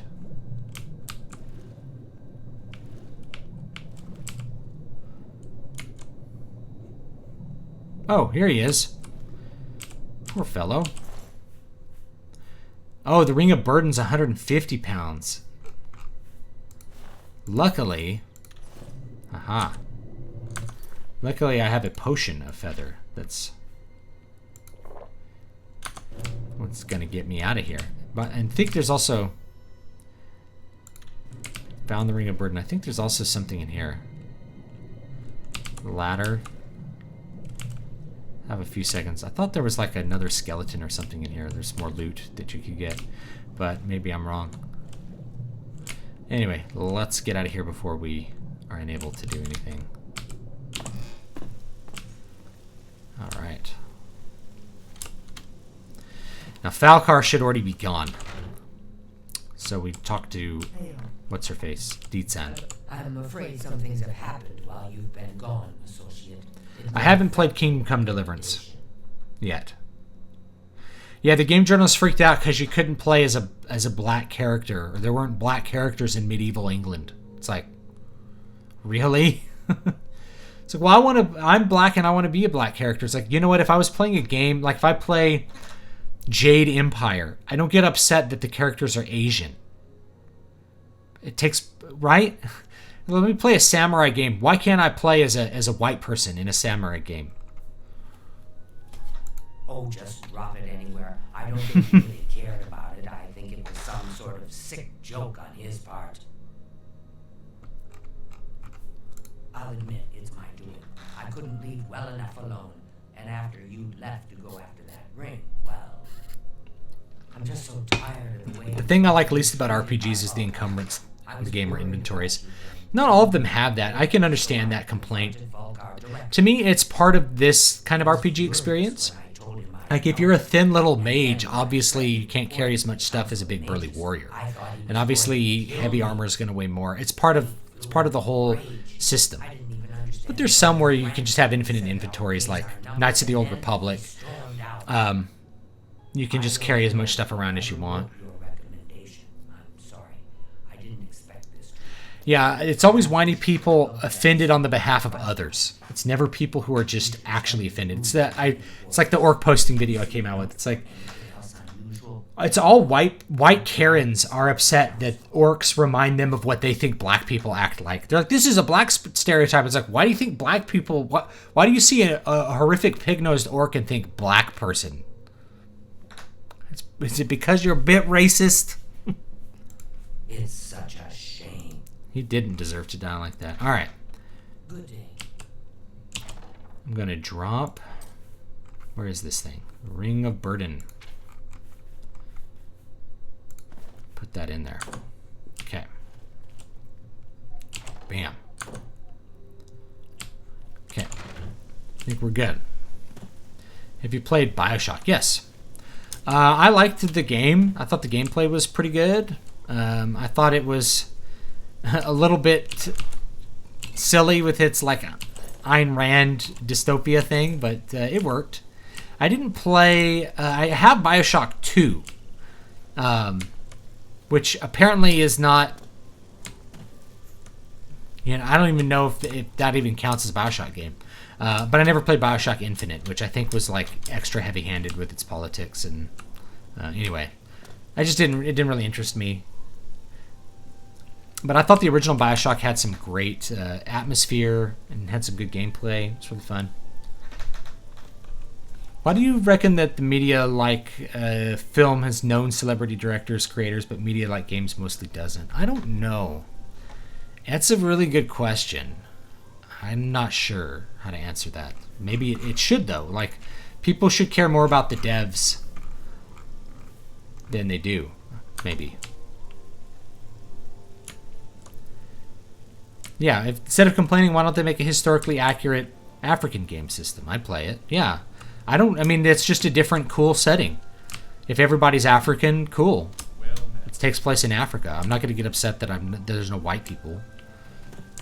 You know, why would you? Or if something takes place in India. It's like you're playing Prince of Persia, you're like, where's all the black people? Well, it doesn't really take place in Africa. So, there's not going to be a lot of Africans. Or Europeans, for that matter. Alright, let's go kill this guy on the ship. Let's head over to the market district and sell some stuff. Yeah, BioShock 2, you played as like a Big Daddy or something. I don't remember. I didn't really play it much. People really liked it at the time, though. Actually.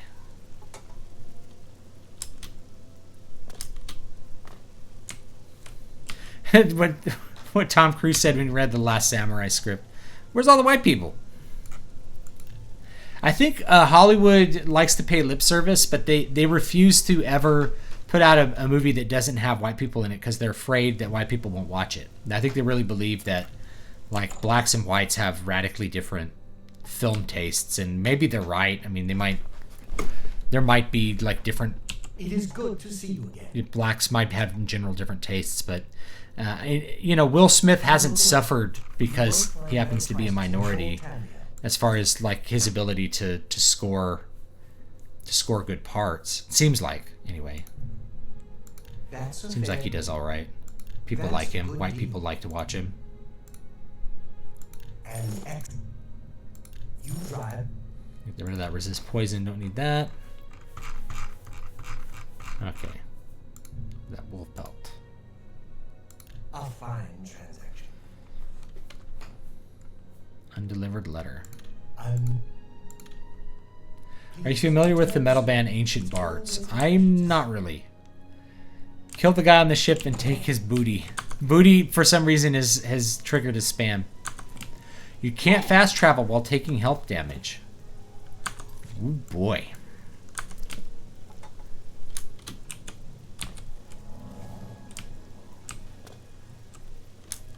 This is the thing about being a vampire. It's like, let me wait around for 11 hours. 2020 census will shock people, I think.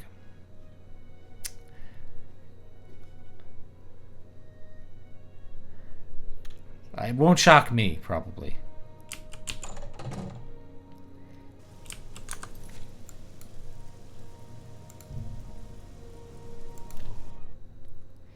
I think most people are not. I think most Karens, I should say, are not really prepared for like a post-white America. They don't really know what that means because they grew up with people that if they weren't white, they were like Americans because they were pretty diluted in the population. But it's going to be a lot different. You believe you could effectively hide in this crate and then be transported to the pirate ship. Do you wish to hide in this crate or try to find your own way aboard the ship? I think I can hide in it later. All of the Bella's priests. There's an urn right here. Oh man, this music's great. This is such good music. This nighttime music in Oblivion. I love the atmosphere. Look at this. This is just like... There's that moon. Sit here and enjoy some peaceful waterfront.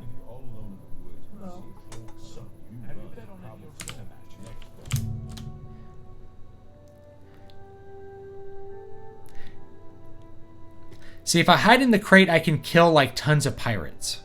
Or I can just like jump into the guy's bedroom and kill him. See, there's a balcony right there.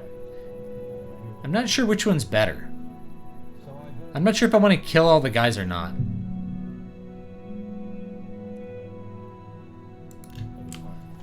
I don't know what you guys think. Nothing I'd like to talk about.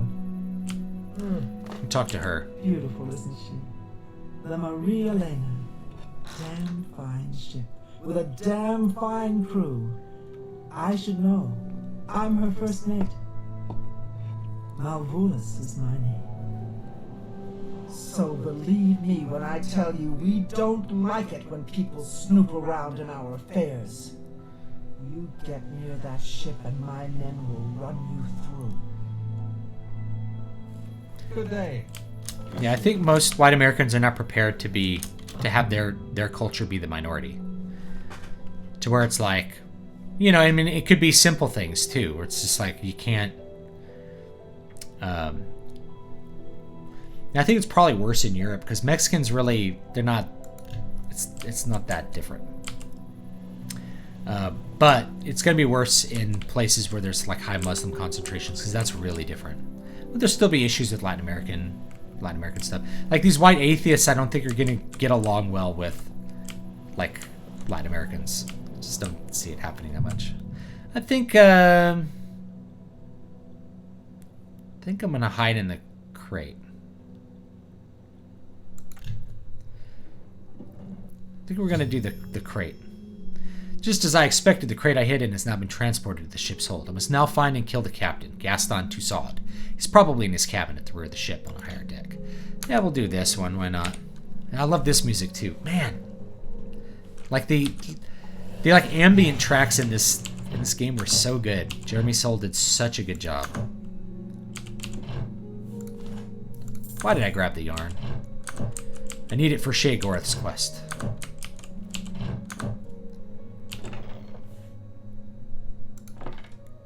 I don't really need this steel battle axe, but I might as well pick it up just in case. Not a lot of stuff worth stealing down here.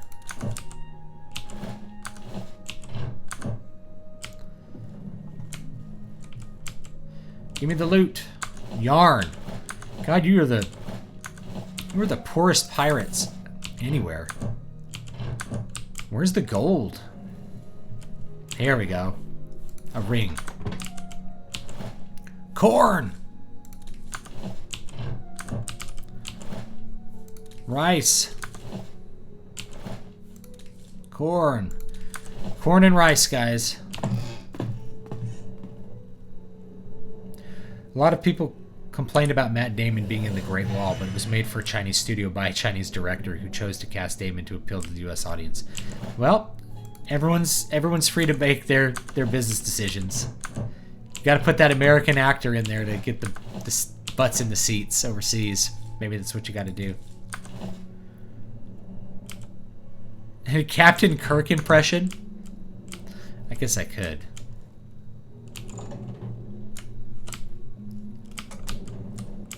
Oh, look, here's some food. I'll just take that. Give me that food. I could sleep in this bed, apparently. On Morrowind.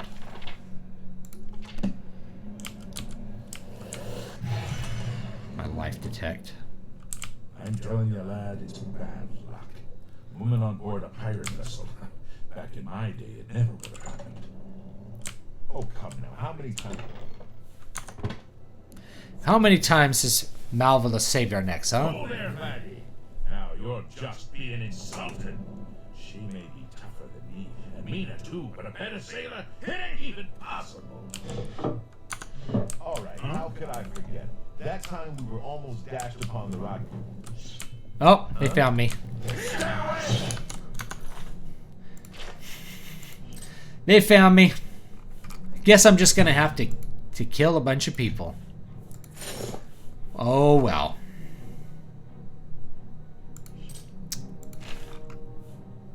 Let's see here.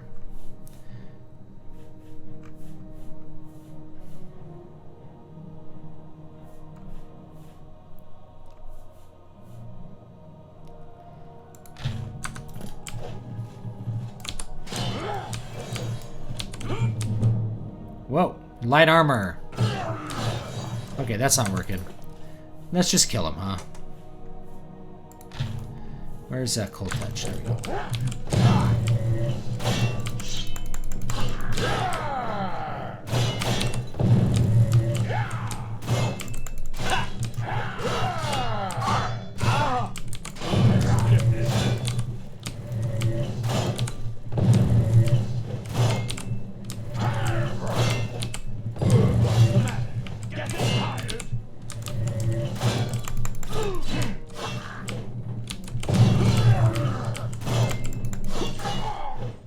There we go. We got him.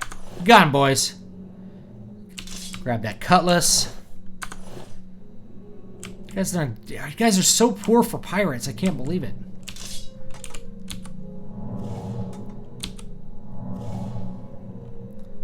All right. Well, that was some really bad sneaking I did. Really bad. But it's okay, because I just killed everyone anyway. Give us your thoughts on Jeremy Soul's work as a whole. What's his style if you had to characterize it? I would just call it impressionist. It's very close to Debussy or Eric Satie. I really like it, and I really like impressionist music a lot. I think it has just a great flavor to it. It's all about the effect. It wanders about. It uses pandiatonicism. It uses a bunch of different techniques that are just really great for game soundtracks. And it's kind of like I want to make an album that's just like a soundtrack to a game that doesn't exist, because it approaches music this way. It's programmatic without being specific. You know, it's programmatic in a way that just fits any situation rather than, say, a movie score, which is tied into certain events happening on screen. So I would call it impressionist, or I don't know, neo-impressionist. You think Hollywood films in the future will be less anti-white male due to the demographic shift of the studios from kosher to Chinese? I don't know. It's a very good question. Whenever I see children making political videos, I get an uneasy feeling, like they're being used as ventriloquist dummies by their parents. I have gained access to the captain's cabin of the ship Marie Elena. I must now kill Gaston Tussaud. I get uncomfortable. I consider it kind of child abuse, if I'm being completely frank about it. You know, people talk about what's her face, and to me, it was just, there's nothing really to talk about. You know, she's a child abuse victim.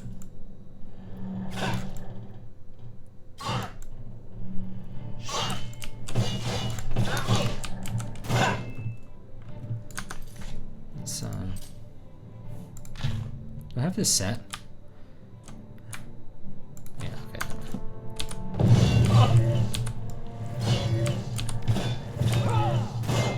Magic goes through whether they block or not. Can't block magic, my friend.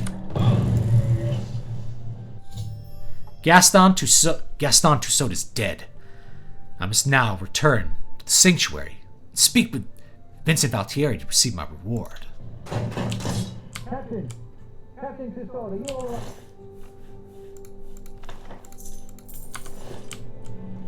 I'm over encumbered. Oh, he must have hit me with something that like over encumbered me, or no, I picked up his sword. Wait, watch this. Let's repair this real quick. Get some repair skill ups. There we go. That's what we needed. Then we can drop them.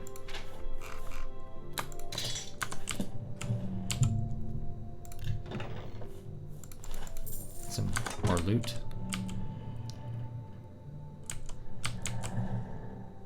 Look in here. Note. Remove the top first. Reach inside to take out all the parts, being careful to note their order. Put the carving under the rod. Reinsert the rod into the cavity. Replace the parts in the order you remove them. Seal the top with pine tar. What the heck is he talking about? Oh, here they come. Should I kill him? I guess that's what we're gonna do.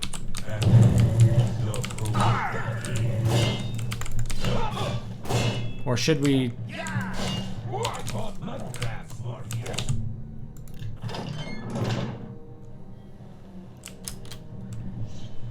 Now, what we do here is we let the guards kill the pirates.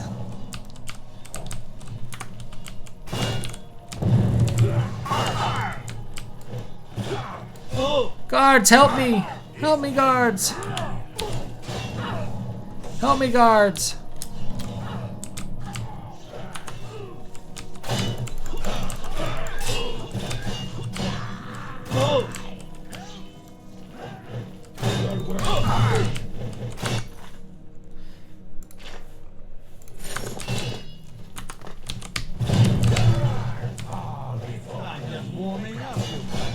Oh no! Wait, here's the Thieves Guild! I really don't have time for the likes of... Make it quick. Everyone's beating the crap out of me, but I'm gonna do some speechcraft real quick, guys. Happy, angry. Alright. That. Yep. Don't be. I won't fight you. There we go. You. Would you? Don't. I doubt you really mean that. I doubt. I can't. That. You're a big, fat. I doubt you really mean that. I won't. That. You're full of it. Oh, that. You're. I'm not buying. I can't argue with that. A little tip. He is the king. Everyone is here. All right, we're gonna join the Thieves Guild. Seeking membership in the Thieves Guild. The Thieves Guild is not a myth. We are followers of the... Look at the pirates. Look at them. Look at them. They're all... You have passed the first test.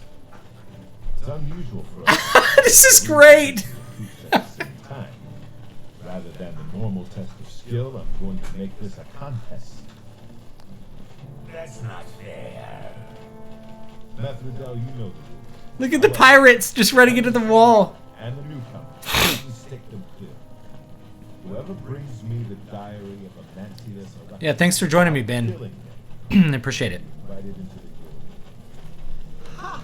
I'll have it before sunrise. Somewhere in the Imperial City. The beggars will help you locate it for a price. I can sell you lockpicks if you need them. One more thing. You cannot kill each other during this trial. We may be thieves, but we're not murderers. Look at them running into the wall. I spoke with Armand Christophe, who is a member of the Thieves Guild. He has offered me a chance to join the guild, but I have to compete against two other thieves, Methridel and Amusé. Whichever one of us steals the Admontius Electius' diary first will be inducted into the Thieves Guild.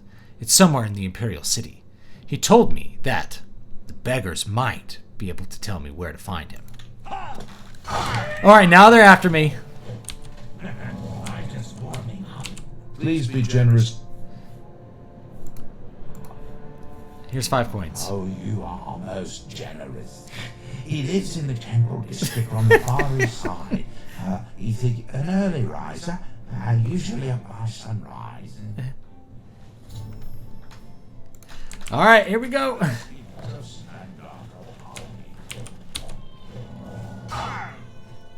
Guards, where are you guys at?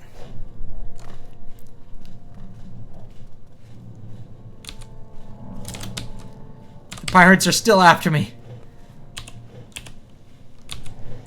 Get him, imp. All right, where's the map here? No. There we go. I need to go that way.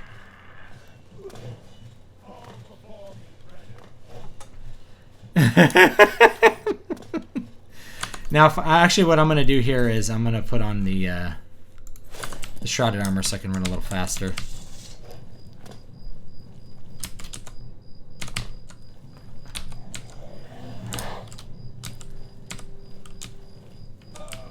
Oh, here they go. Am I going the right way? Maybe.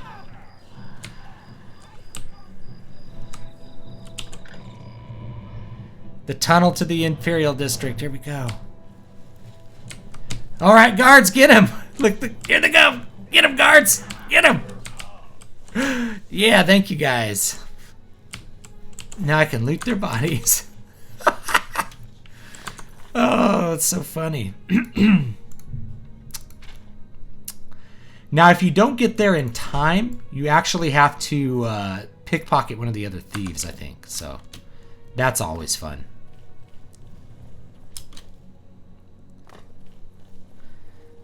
It's been too many years. This is fun. Like, I love that these games did this. Like, people are like, oh, Bethesda games. I'm like, this is what makes Bethesda games fun. Is the fact that they just kind of script these things and kind of let them fall where they may. I think that's what makes them really fun. Personally.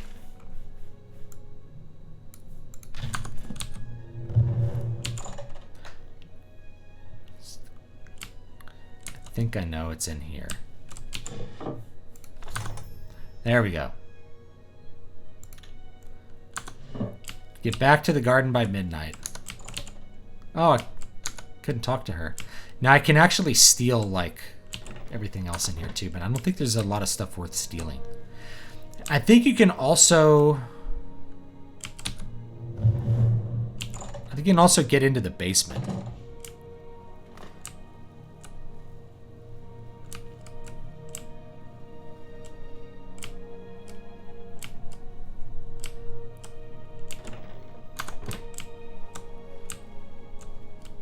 Oh yeah, you can go into the sewers from here too. Look, there's blood on the ground. What the heck is going on here?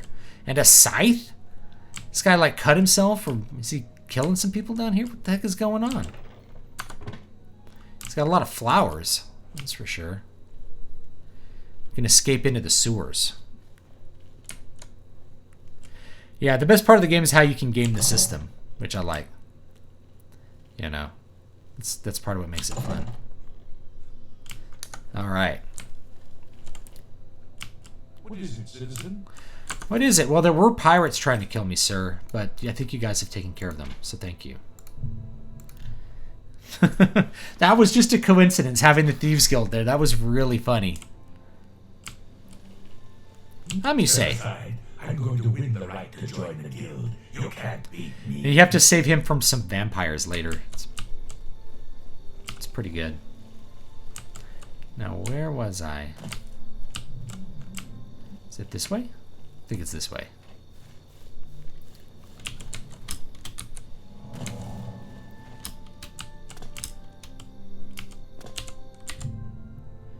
Oh, it's the... I gotta wait a whole day. Let's just drink. Drink from this beggar real quick. There's a blogger who makes a compelling case that modern Christianity has reacted to the radical left by turning childbearing and the nuclear family into an idol, which has backfired. I don't think it's... I mean, there might be something to it. I don't know if it's backfired or there's anything really... I'd say the nuclear family as an idol, you really don't want that to be the idol. It's really about the extended family. Nuclear families... So we want about 19 hours. There was the first time I discovered Hackdirt. Yeesh, my brother and I are still laughing about that creepy ass place. Yeah, that's I'm trying to remember how that one worked. I think you have to like make it rain watermelons from the sky or something. It's really funny. You know, Oblivion shows us how far games have come, but also how far they haven't come.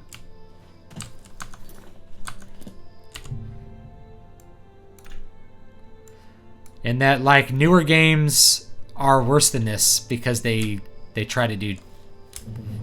They try to be too polished in some senses. They try to do too much. They do too little. They don't have enough... They have no player choice or player freedom. Yes, you might do.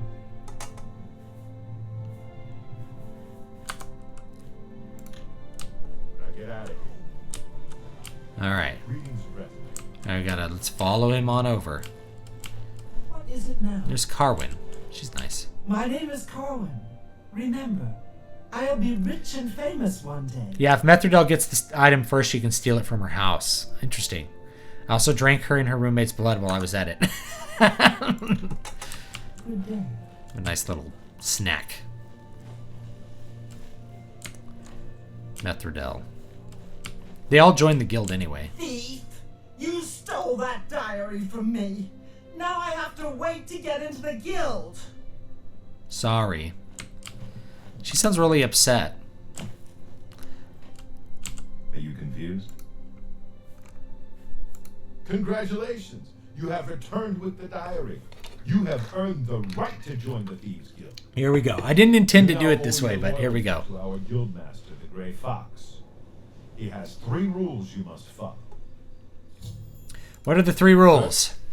Never steal from another member of the guild. It's gonna be hard. Second, never kill anyone on the job. This is not the Dark Brotherhood.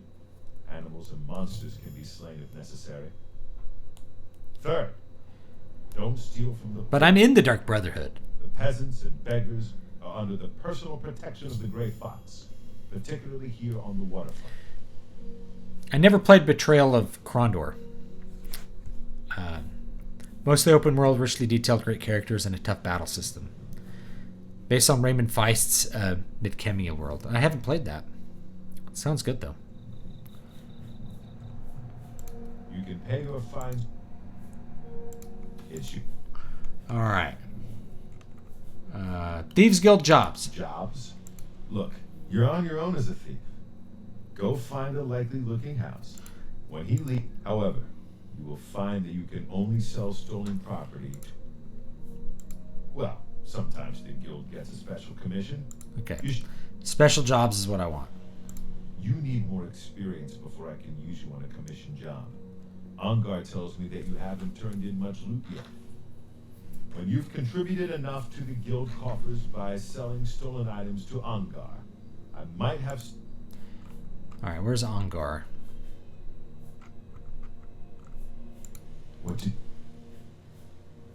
Where can I find a fence? Fences are only available to the higher rank Thieves Guild members. Here's a list of who you can use.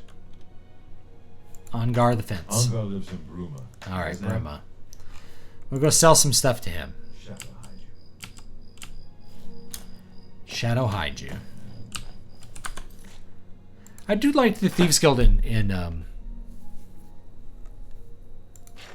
Skyrim. I thought it had a good quest. I think the final quests of Thieves Guild here are really good. I really do enjoy the Thieves Guild in general. Let's go back to Shaden Hall and we'll turn this in. What time is it? Probably need to... Well, it's about time to end the stream anyway. So we'll head back to Shaden Hall. We'll turn in this quest and get some gold. And then we'll... I haven't played Red Dead Redemption. I don't know why. Looked like a fun game. I'm not sure why I didn't play it. It's probably one of my kicks of just not playing games very much.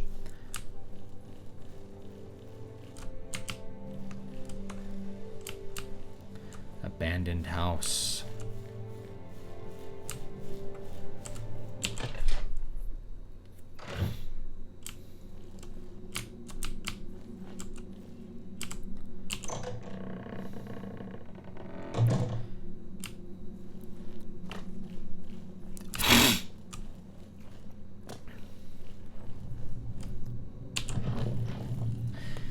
I think the last Rockstar game I played was Grand Theft Auto 4.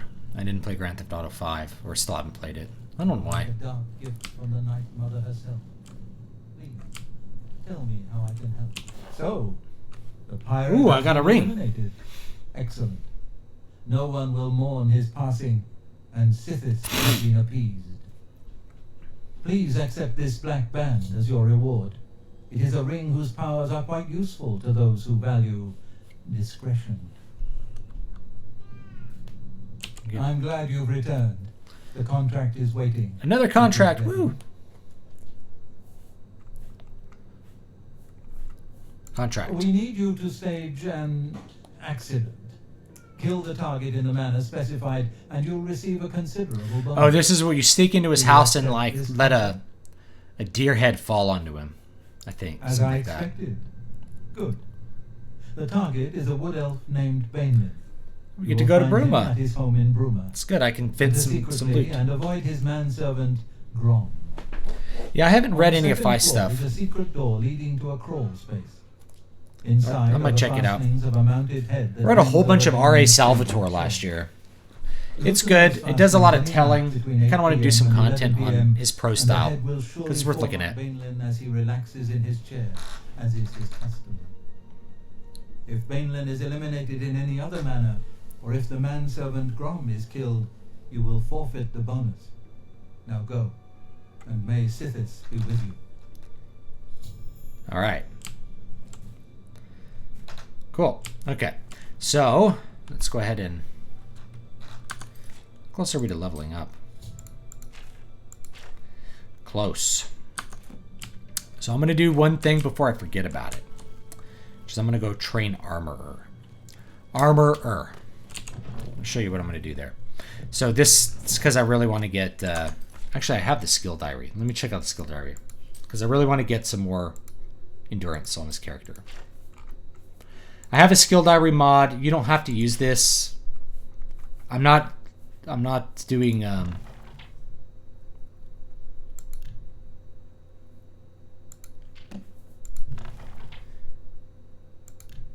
must progress a level before using this diary. Okay, interesting. Well, I don't know. I'm gonna go train Armor real quick though, and that will allow me to have a little bit more endurance when I actually level up.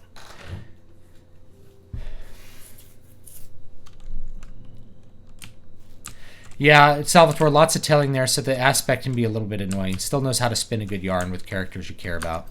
Yeah, what he does is he just directly I mean, in some cases it's necessary. So like in the Dark Elf trilogy, it just really speeds up how quickly you can access the story, because otherwise it's difficult to describe what's going on without just saying things. But he really often will tell you like what the character means when he says something.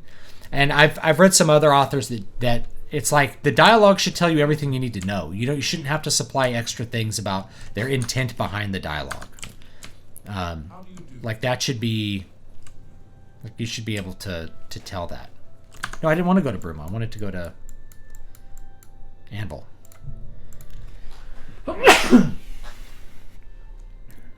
Sorry. Got to play Grand Theft Auto 5 just for the Trevor memes, if nothing else. Where were we? No, not the main. Ah, yes.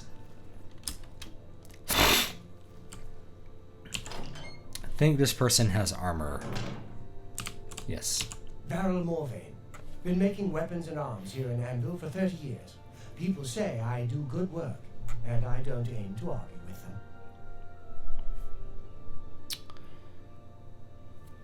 Let's see what we've got. Maybe I'm wrong. Bye. Maybe is there someone else in here that trains armor? Maybe I'm just confused.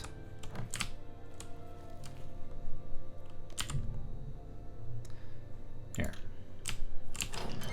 I think there's someone else that works in the shop that trains armor. Go over here so I don't die in the sunlight. I'm gonna wait 13 hours.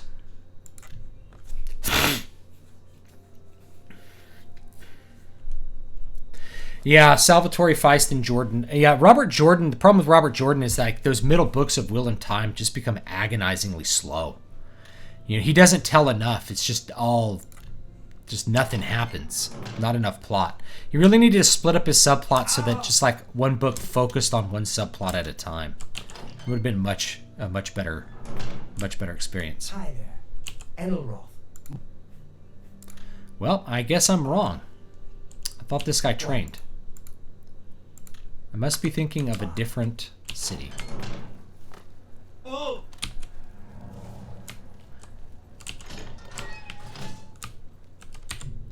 Let's wait 18 hours. Suck some blood and then we'll travel again.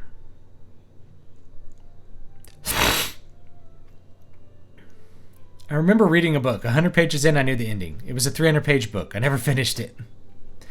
Would you say younger readers care more for world building over writing prowess?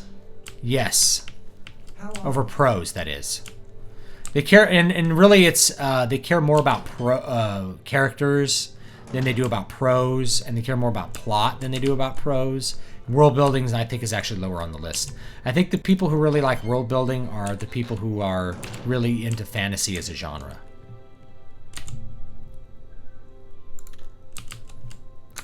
So he's going to lay down. And then we'll go ahead and suck his blood.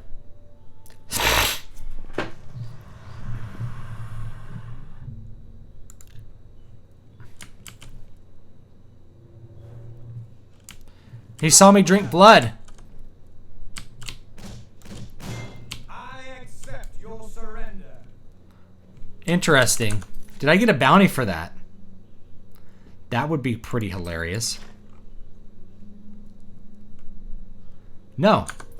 No. He got mad at me for sucking someone's blood and then he just like stopped. He's like, I forgive you. I forgive you.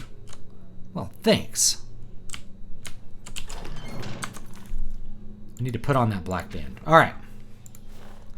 I was going to train armor, but now I'm out of time for the stream. So I don't think we're going to do that. And instead, we will end it here. Thanks for joining me, guys. I will see you all next time. Make sure to tip your waitress and or waiter. And have a good one. Newest book is Keys to Prolific Creativity. It's a book on how to manage your creative process. So thanks so much, and I'll see you all next time.